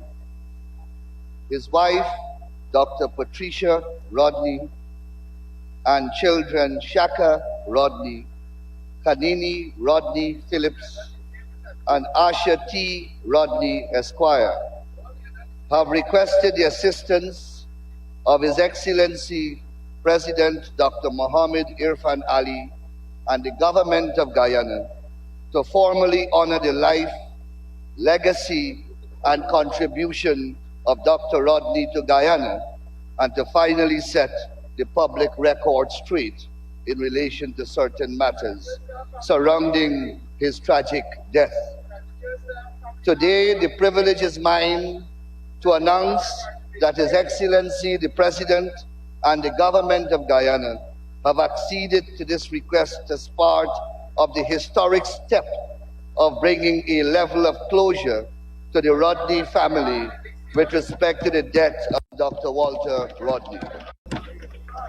This is a momentous occasion for many reasons, and it is also a personal privilege for me, and indeed all of us, to be part of a process to right this tragic wrong and to begin the process of the rectification of the historic record. Walter Anthony Rodney was only 38 years old and a leader of the Working People's Alliance when he was killed in a bomb blast on June 13, 1980. As per the Fobbs-Burnham PNC government, Rodney intended to blow up the Georgetown prisons, but the bomb was accidentally detonated. The Rodney family and Donald Rodney, Walter Rodney's brother, who was in the car at the time with Walter when the bomb exploded, have vehemently and consistently opposed this narrative for 41 long years. The news of Dr. Rodney's tragic death sent shock tremors to the conscience of Guyanese, West Indians, Americans, Europeans, Africans, and indeed the world over. To say that Dr. Rodney's death and the ensuing events in relation thereto were a horrendous miscarriage of justice would be an appalling understatement. The self-evident truth is that when wrongs of such magnitude occur, they can never really be righted. The least can be done in this instance is to attempt to grant the wishes of the loved ones of Dr. Rodney and to work with them in bringing these wishes to fruition as they attempt to forge their own closure in relation to this horrific tragedy. On the 8th day of February 2014, a commission of inquiry was appointed by President Donald Rodney to inquire into and to report on the circumstances surrounding the death of Dr. Rodney. On the 8th day of February 2014, a commission of inquiry was appointed by President Donald Rodney to inquire into and report on the circumstances surrounding the death of Dr. Rodney. The report of that commission of inquiry was tabled under this House under the APNU-AFC government in 2016. A motion was tabled in this House shortly thereafter by the Honorable Gail Teixeira, then opposition member of Parliament of the People's Progressive Party Civic, calling upon the government to implement the recommendations of that report. The motion was voted down by the then government. This government hereby commits to move another motion in this House shortly, seeking the approval of that report by this House and a resolution that the recommendations contained therein be approved. An inquest was conducted 8 years after Dr. Rodney's death, and the findings were that Dr. Rodney died by misadventure. This government hereby commits to move another motion in this House shortly, seeking the approval of that report by this House and a resolution that the recommendations contained therein be approved. An inquest was conducted 8 years after Dr. Rodney's death, and the findings were that Dr. Rodney died by misadventure. This inquest was reviewed by the 2014 Commission of Inquiry and found to be incredible, flawed, and dubious. Steps will be taken to invalidate or set aside the perverse findings of that inquest. Although this son of Guyana was best known and respected throughout the world for his academic accomplishments, scholarship, and activism, his death certificate described him as unemployed, as he was denied a job at his country's only university after working at universities across the globe. This historical wrong will be corrected, and the death certificate will be amended to read professor instead of unemployed. We have already begun and will continue our efforts to secure the records of the 2014 Commission of Inquiry.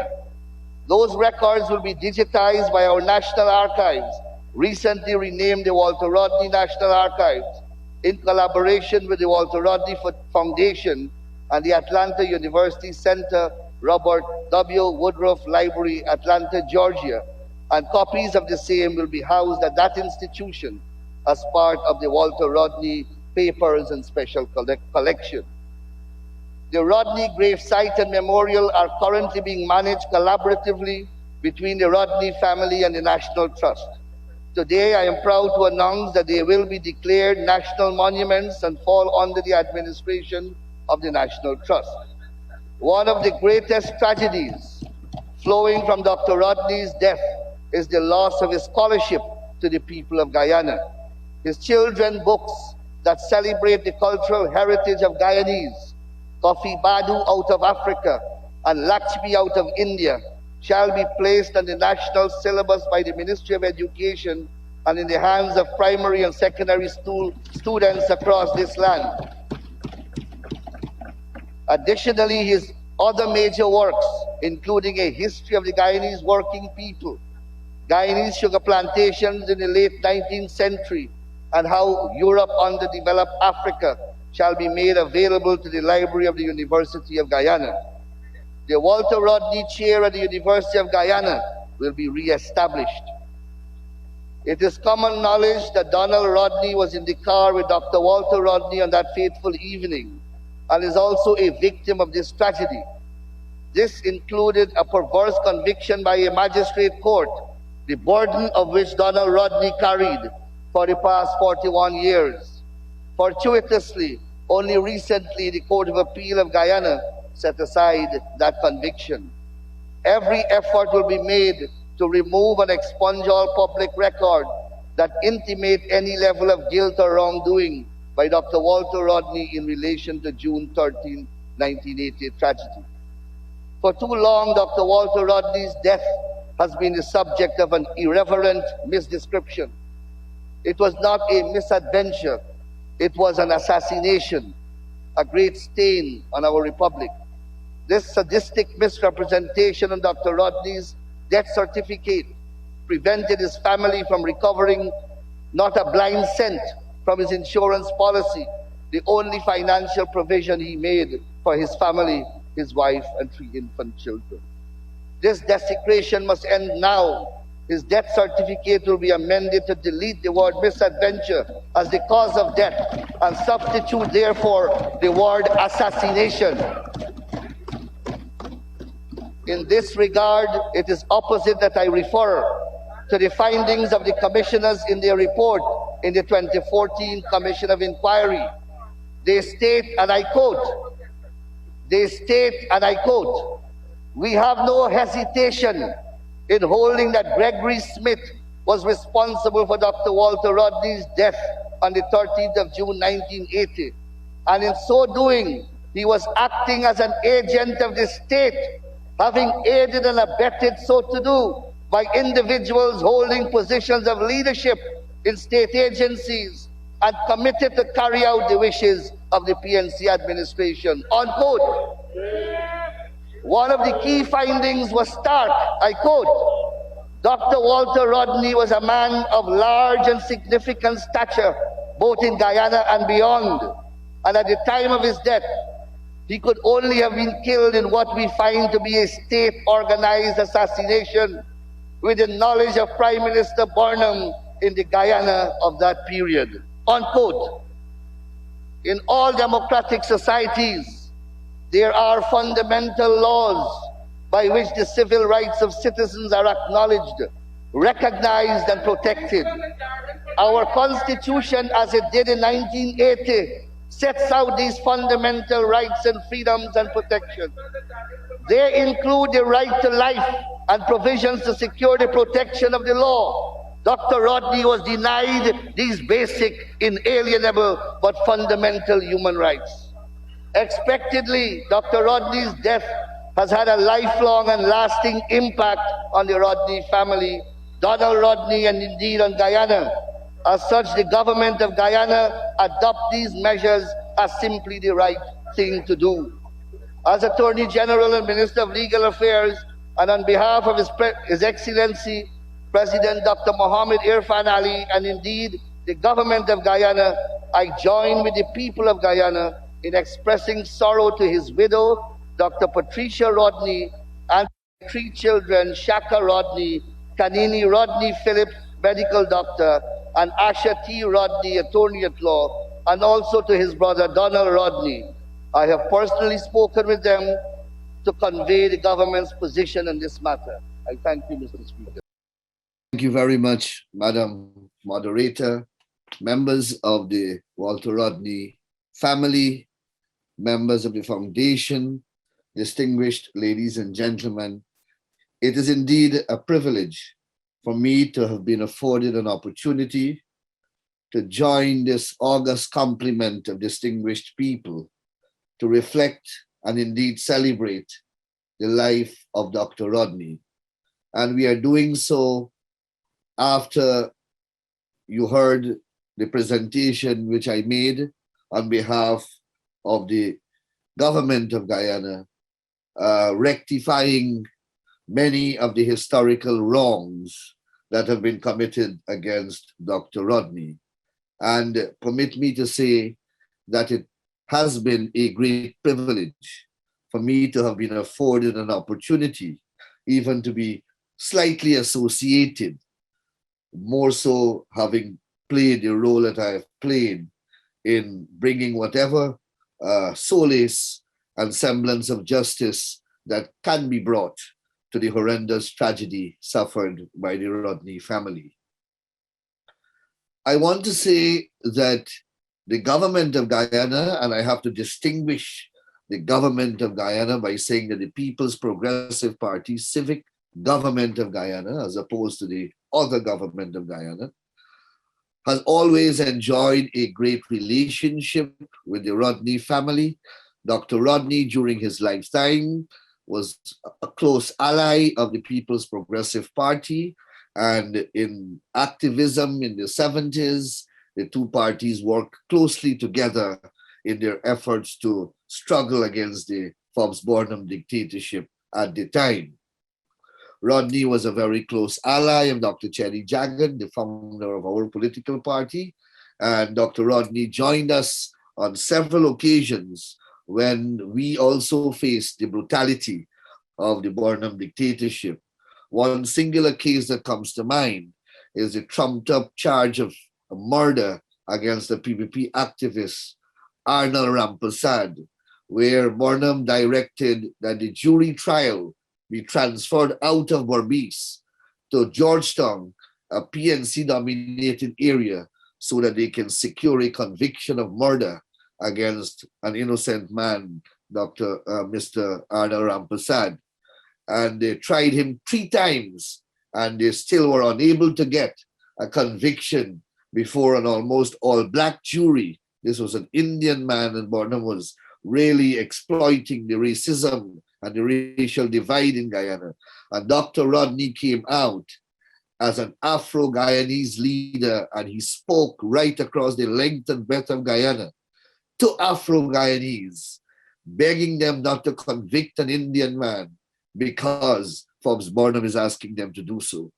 And it was one of the high points of my recollection of Dr. Rodney. Of course, I was very young when Dr. Rodney died. I was only 7 years old, but I still have some vivid memories of his activism. I want to fast forward also to speak about a period under the President Jagdeo, a former president under the PPP civic administration, when Dr. Rodney family met with Mr. Jagdeo as president sometime in 2004, 2003, 2004 period. And Dr. Patricia Rodney had made a request since then that a commission of inquiry be established. Mr. Jagdeo had agreed in principle to do so, but and was going to do so before the 2006 general and regional elections in Guyana. However, we were told, the government of Guyana was told by the WPA that Dr. Patricia Rodney no longer was interested in that commission of inquiry. And that is how that commission of inquiry did not take place since then. Then Dr. Patricia Rodney made contact with President Ramotar after the 2011 elections. And I was the Attorney General then under President Ramotar. And of course, President Ramotar acceded to the request to establish the Commission of Inquiry. And I was then given the opportunity, along with Dr. Roger Luncheon, to work closely to establish this Commission of Inquiry.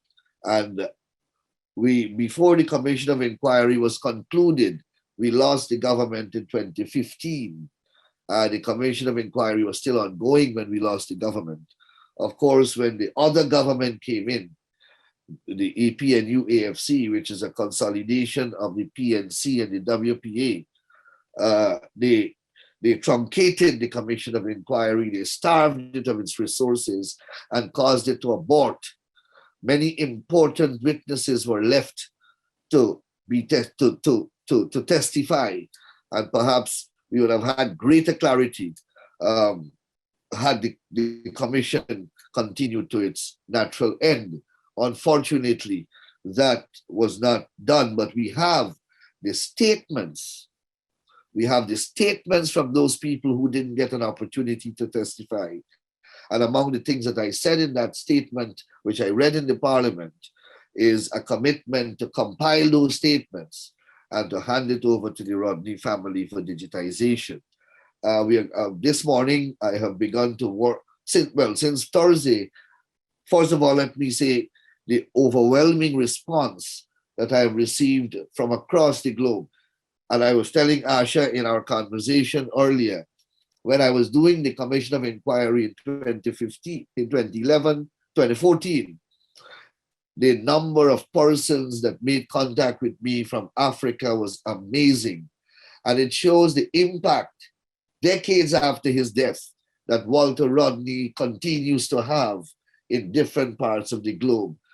Retired judges from all the countries in Africa, professors from several universities out of Africa and in the United Kingdom made contact with me. They wanted to be part of the commission. Some of them wanted to preside over the commission. I remember one day they had the commission was streaming live, and they had some technical difficulties, and the transmission broke down. And the number of emails that we received, it was stupendous, giving me an insight as to how many people were following that commission of inquiry during that time. The fact that we are still discussing Rodney, and I listened very carefully to the professors who spoke before me, and that intellectuals across the globe continue to try to understand and grapple with Rodney's teaching and try to replicate Walter's teaching, is a startling recognition of his relevance 41 years after his demise. The Minister of Education and the entire government of Guyana, we are very excited to implement the recommendations or the declarations which I have made in that statement. The Ministry of Education is anxious to amend the syllabus. She spoke with me just before I came on this program, actually. Asha will send the books to me so that I can get them published, and we can, for the next school year, beginning September, we can put them in the hands of every single primary school student and every single secondary school student in the country, a nursery school student, if possible, and also the books that we have to put in the UG library, the University of Guyana library. We hope that we get them, and we are going to replicate them widely to ensure that there are sufficient copies. The Minister of Culture, who administers the National Trust, is very anxious to do his part in getting the declaration of the national monuments done and put in the official gazette. The Registrar of Births and Deaths have already made contact with me and is very anxious also to execute his part of the amendments of the death certificate to reflect what I said it should reflect. So the point I want to make is that Rodney legend lives on, and everyone wants to play a part in this great man's life 41 years after he has left us. And I want to say on behalf of the government of Guyana that we continue, and the people of Guyana continue to regard Dr. Rodney as a national treasure. We continue to use his work as a guide. If you listen to that tape as I was speaking, I had great difficulty in concentrating because there were persons in that parliament shouting at me, persons from the same political party responsible for Dr. Rodney's death. I say that so that we must recognize also that Rodney's detractors are still around, and they're very energetic and they're very loud. And if you listen to that tape carefully, you will hear them, and it angered me greatly. In such a historic moment, they did not have the decency to remain quiet. So many times they have betrayed Dr. Rodney, and out of decency, they could not have even maintained a degree of silence to allow that presentation to be made, not because of my comfort level, but in due recognition and reverence to the the great legend that Rodney was. But these are the things that we have to continue to cope with. But I want to assure you that the majority of right-thinking people in Guyana, not far above the majority, we continue to love Dr. Rodney. We continue to recognize his contribution, and we will continue to work closely with Dr. Rodney's family in continuing to do what we can do to ensure that the spirit, the legacy, and the contribution of Dr. Walter Rodney continue to eternity.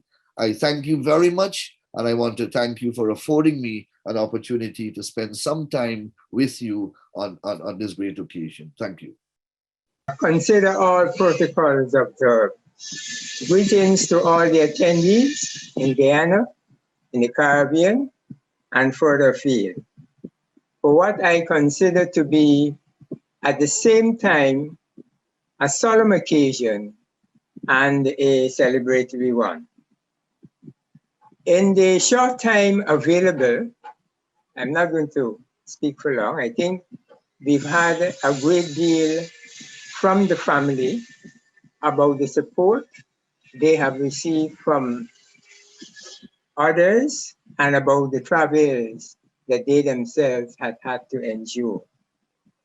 And in a short time, I'm just going to go back to one instance and use that as my point of departure. About 2012, 2013, there was the award of the Oliver Tambo Award by the South African government for foreign citizens. And it was proposed to render that award to Forbes Burnham as promoting the interests of South Africa. Upon that news, protesters who supported Rodney's ideas raised the very important matter that Forbes Burnham was associated with the death of Walter Rodney. The protesters simply kept it at that level, that he was associated inextricably with the death of Walter Rodney. And so the government of South Africa withdrew the proposed award. It was withdrawn. Subsequent to that, the government in Guyana, the People's Progressive Party's government, took the opportunity to launch the Commission of Inquiry into the death of Walter Rodney. And we all know what was the outcome of those findings. And the point I want to make, Ms. Moderator and attendees, is that when that Oliver Tambo Award was proposed, if Patricia Rodney and her children had not been self-motivated and had not persevered over the years from 1980, there never would have been that groundswell which would have supported the protests at the proposal to render the Oliver Tambo Award at that time. And though you've heard a great deal about Pat Rodney and her travels, I want to sum it up by saying that the period of time and the establishment and maintenance of the foundation is a test to the mettle of Patricia Rodney, and by extension, the mettle of her children. Going forward, there are many things. And again, Pat Rodney has spoken extensively that there's work to be done. There is work to be done. I'll say as much that in Guyana, unfortunately, Guyanese have to choose between racial insecurity and national development. And that should not be. We should not have to choose between racial insecurity and national development. And therein lies a crux, if not the only one, certainly a crux of the matter of putting the issues of racial insecurity in its proper perspective, or racial security, I should say, in its proper perspective as regards national development. And that really, for Guyana at least, where I am, I'm bringing you the greetings from Guyana. In Guyana at least, that is our, one of the issues we have to deal with. So thank you, Ms. Moderator. That's all I would say for now. And I'm glad to have the time to share with you the occasion, both the solemn occasion and celebrating the advent of the announcements that you refer to, whereby the government of Guyana will be committing itself to rectifying the records or removing incorrect records. Thank you. And again, I want to bring greetings and welcome to everyone that's here. We're grateful for your presence and we're grateful for your solidarity. And I just, want to extend my appreciation to everyone that's come on before me and to the message that you've brought to the family and to the listeners. When my father was killed, I was 9 years old. My siblings, 11 and almost 14. And I am now 50 years old. This moment is truly an inflection point. The government of Guyana has graciously brought this struggle to a level of closure for us. And it follows 4 decades of fighting for justice. Kanini, as well as Horace, as well as the Attorney General have all kind of outlined, just some of the struggles that the Rodney family and everyone that's expressed solidarity has taken over the past, 41 years. I'm gonna go through them really quickly, just an overview. But, once Daddy was assassinated on June 13th, 1980, our family never stopped calling for justice. And this is before I even knew what the struggle for justice was.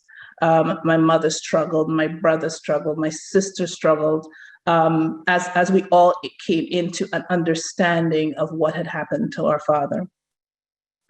In 1980, there was an investigation, quote unquote, into the death of Walter Rodney, and Donald Rodney was convicted in February of 1982. An International Commission of Jurists, the ICJ team, conducted an investigation in 1989. In 1993, the end of 1993, December, Shaka fasted, my brother, he fasted and camped in a 13-day vigil in Carmichael Street in front of the Attorney General's office to protest the failure to investigate the assassination of his father. I don't even think I knew that that was what my brother was going to do. I didn't understand it, I think, at the time, and understand the depth of what he was feeling. The International Commission of Jurists conducted another investigation in 1995. In 1988, 8 years after my father's assassination, an inquest was conducted that found that Walter Rodney died by misadventure.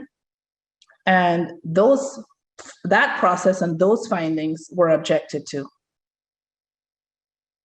In 2005, the family, as the Honorable Attorney General mentioned, met with then President Jagdeo, and following which that process came to a halt. And after that, we continued to request and demand justice for Walter Rodney. In 2014, a commission of inquiry was appointed by His Excellency, the President Donald Rodney, and that was on the 6th day of February, 2014. Both my mother and my Uncle Donald testified at that commission.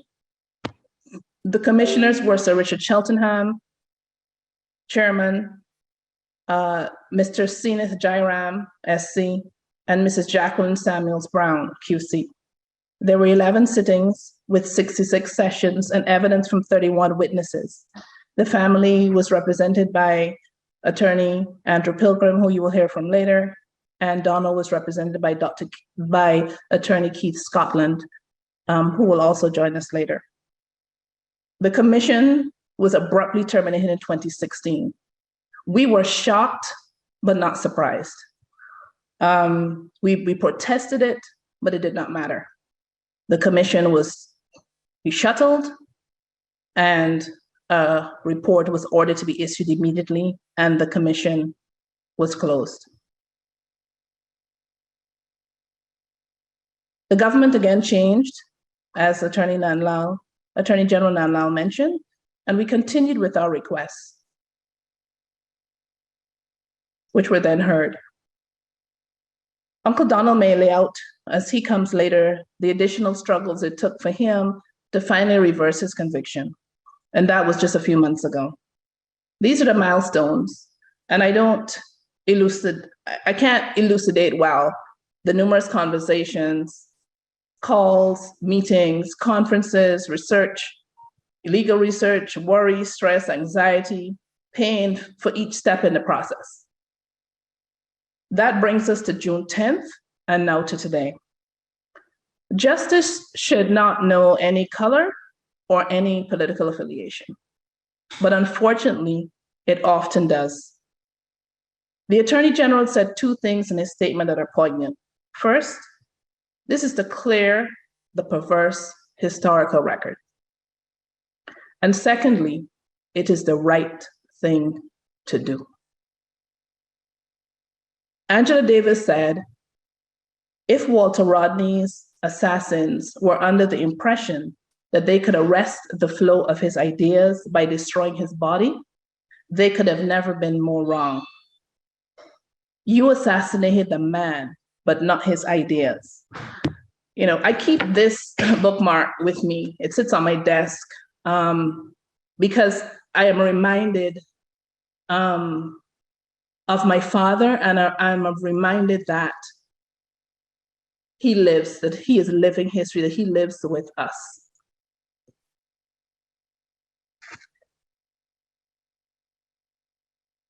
I want to first play a video for you, just so people who haven't heard my father's voice can hear it. It's a very short video, but it's actually very relevant because Daddy was talking about the situation on the ground in Guyana. And so if you could just cue that video up for me, that would be great. The the matter is this: the Guyana economy is in crisis.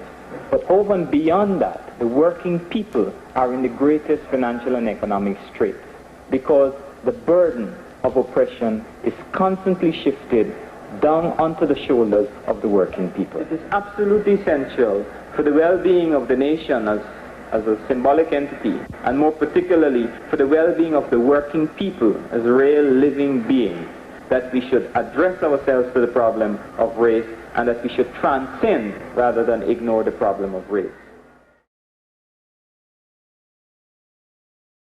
Thank you for that. Another video I'm going to play for you is Daddy's works. And they'll scroll on the screen, and I'll just keep talking just so we can make sure we have enough time for everyone to present. But if you can cue the video on Daddy's bibliography, I'd like people to kind of see the scope of work of Walter Rodney. So these are his works that are scrolling on the screen as we speak. This was by the age of 38 when he was assassinated. This is while he gained top honors from Queens College in Guyana, his high school. This is while he graduated with honors from the University of the West Indies, Mona campus. This is while he graduated with honors from the School of African and Oriental Studies at the University of London.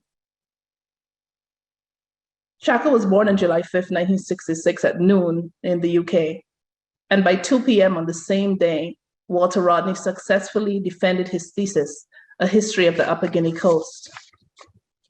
Daddy sent a telegram to a close mentor in Guyana that baby and PhD had both arrived safely. This is while he raised a family. This is while he was traveling to study, to teach, to work or lecture, and to support his family. This is while he engaged in struggle across the globe. This is while he lived and or lectured in Canada, Jamaica, the UK, Germany, Tanzania, and of course in his homeland, Guyana. This announcement by the government of Guyana in taking the historic step of bringing a level of closure to the Rodney family with respect to the death of Dr. Walter Rodney almost 41 years ago is tremendous and is overwhelming. For my siblings, it's tremendously important.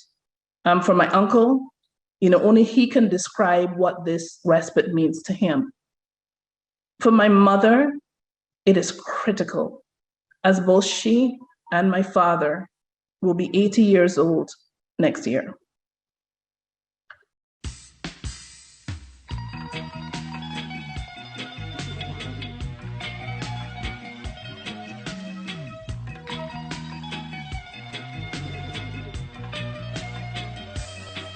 You know, see how the cloud them just come sat up on me dream. Sit up on me dream like a dark silk screen. A dark silk screen over the vision I had seen. The vision I had seen. The vision I had seen.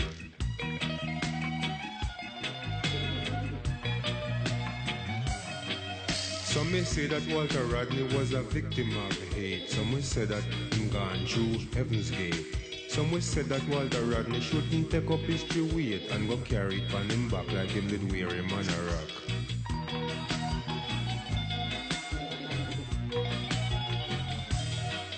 But look how the cloud them just come sat up on me dream. Sit up on me dream like a shout or a scream. A shout or a scream or a really ugly scene that awake me from the dream and alert me to the scheme.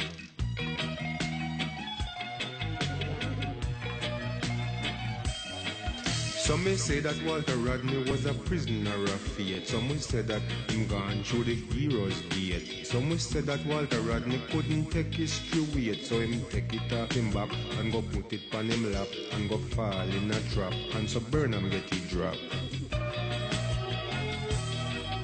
But look how me dream come just get blown to smithereen. Blown to smithereen in the middle of the dream. The middle of the dream before the people them come in. The people them come in.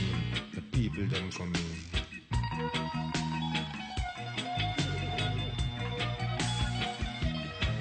Some may say that Walter Rodney was no shark for the sea, and all that him did want was to set him people free. With the workers and the peasants, him shoulda cooperate, but like a fish to the hook, him go bite from Burnham bait.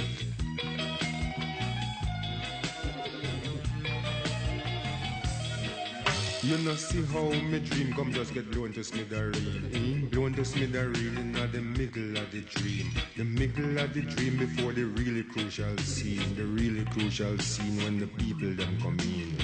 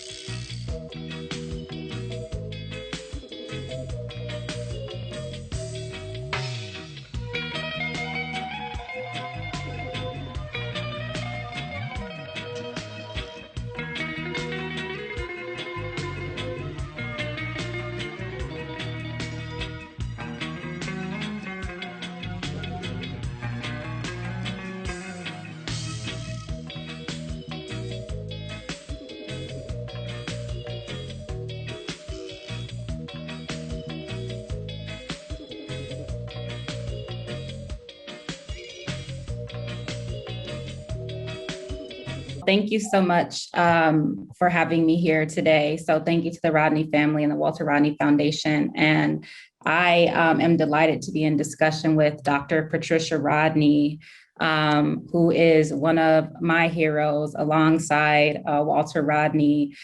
Just about, Dr. Rodney, I would love to get your perspective on the recent findings, the recent verdict, but also some, your perspective on the experience of the family and yourself as the assassination happened and all that's unfolded since. And so to start, so the recent announcement that happened by the Attorney General, some say this is the pinnacle of justice, right? Others say that this is simply a drop in a bucket of what actually needs to happen. So I'm just wondering, what are your current thoughts? And then also, if you could speak a bit about how this outcome can be a catalyst for broader structural change in Guyana, so that it just doesn't become a sort of singular or a symbolic outcome. Thank you, Cherise, and thanks to everyone who have joined us.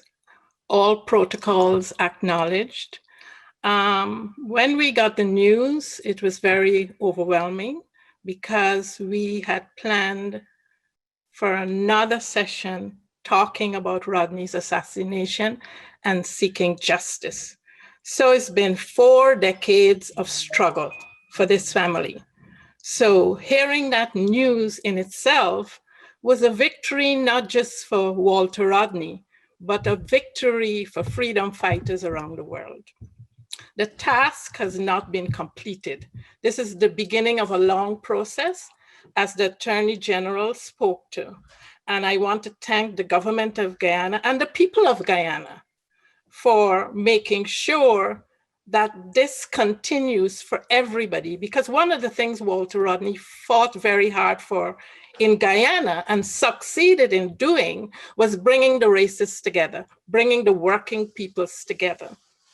And so for the first time, is being acknowledged, and that his children's book would become part of the educational process for the young people of Guyana, because we really have to concentrate on young people.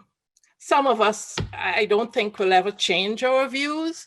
We're too caught up in our political divisions. And I think we have to start with a new generation of young people to talk about why it's particularly important for the working peoples, Indo-Guyanese and Afro-Guyanese, to be united.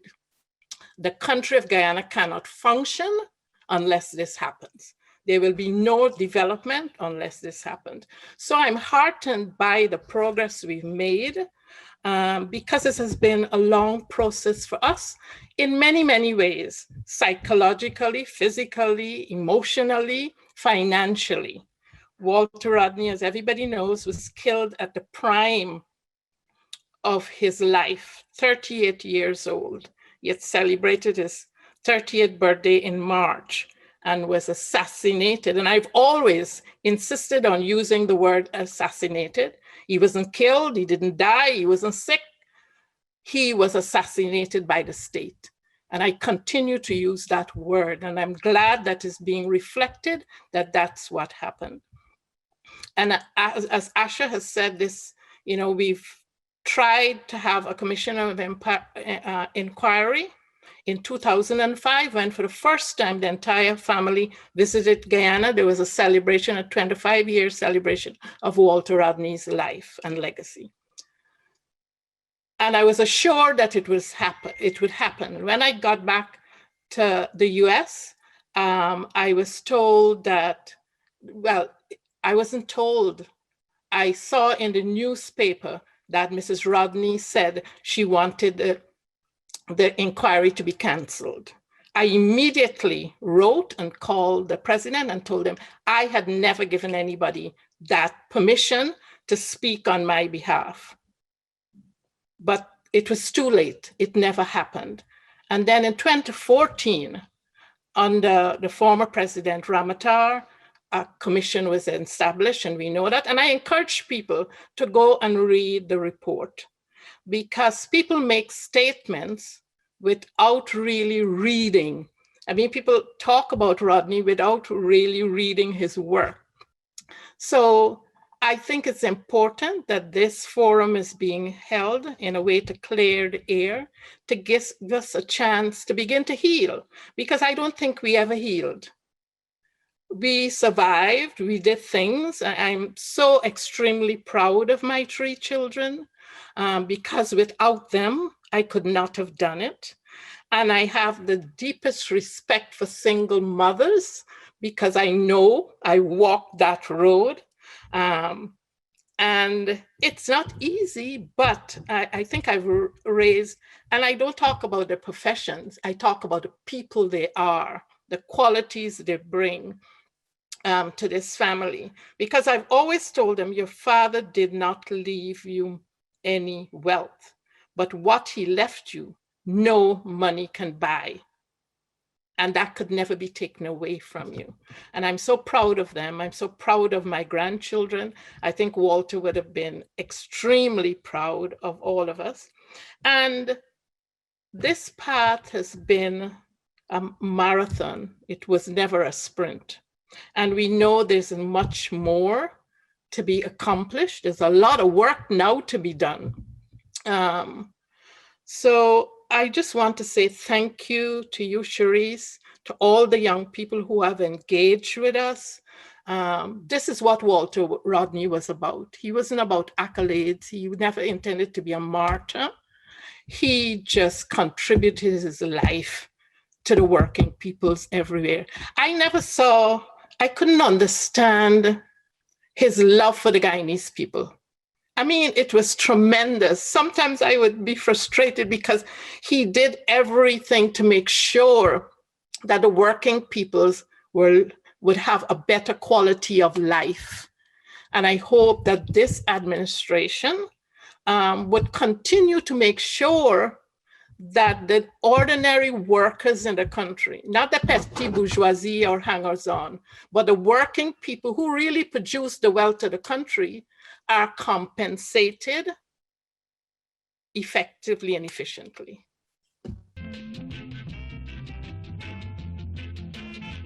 Reggae child.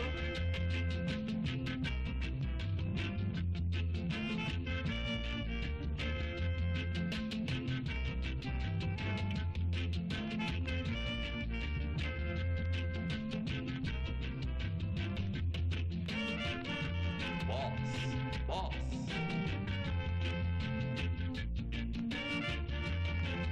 Reggae.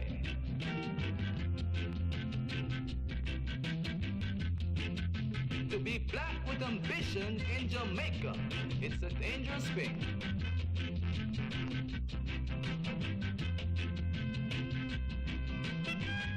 Dr. Rodney.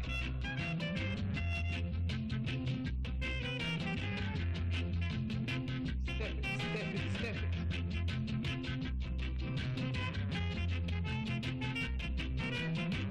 Stop the clock and turn back the watch. It's black power.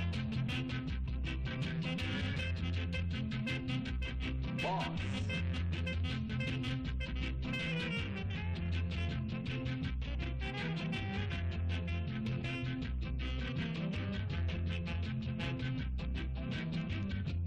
The black world has made a new discovery. Dr. Walter Rodney. Black power.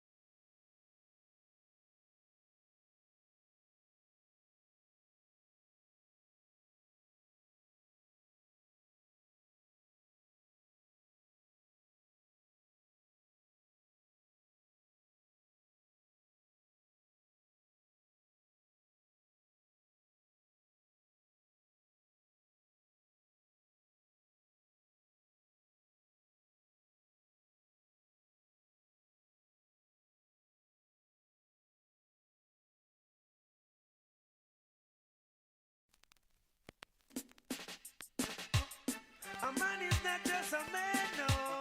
Marcus Garvey in a man, boy. Selassie, I am in a man, boy. Emmanuel him in a man, boy. Man of right is God, boy. Men of wrong is Satan. Stand up, murder the man, murder the man. Wicked Babylon and them go murder the man. Hey, murder the man, murder the man. Wicked Babylon and them go murder the man. Never know the man as no gunman. Only know the man as a true musician. Nice enough the dancer say show and decision. Trad all over the world and a teaching nation. Who tell the man say a man is just a man, and never tell the world to move to every living one. Wicked Babylon them have them story pre-plan. Far Zuma are when them send a foreign land. Yes, me have the case under investigation. Me have to find out who go murder the man. Murder the man, murder the man. Wicked Babylon and them go murder the man. Hey, murder the man, murder the man. Wicked Babylon, I want to know a man is not just a man. No, the man is well in a man. Marcus Garvey in a man. Why? King Selassie I am in a man. Stand ahoy, boy. Man of right is God, boy. Men of wrong is Satan. God in a man, men go, man come. God in a man, men go, man come. Murder the man, murder the man. Wicked Babylon and them go murder the man. Say, murder the man, murder the man. Wicked Babylon and them go murder the man. Wicked Babylon, they say you can't stop your plan. Jah have the power, yes, he move to every man. Everything you ask to find, yes, he send it to a man. Jah no want some food and yes, him send it to a man. Jah no want some water and him send it to a man. Moses part the Red Sea and now Moses is a man. David see Goliath, me say David is a man. Step aside Babylon, me now go take your program. Listen my people, me no want to get me wrong. If you a woman and you're wicked, me say you are Babylon. Man from your wicked, me say you are Babylon.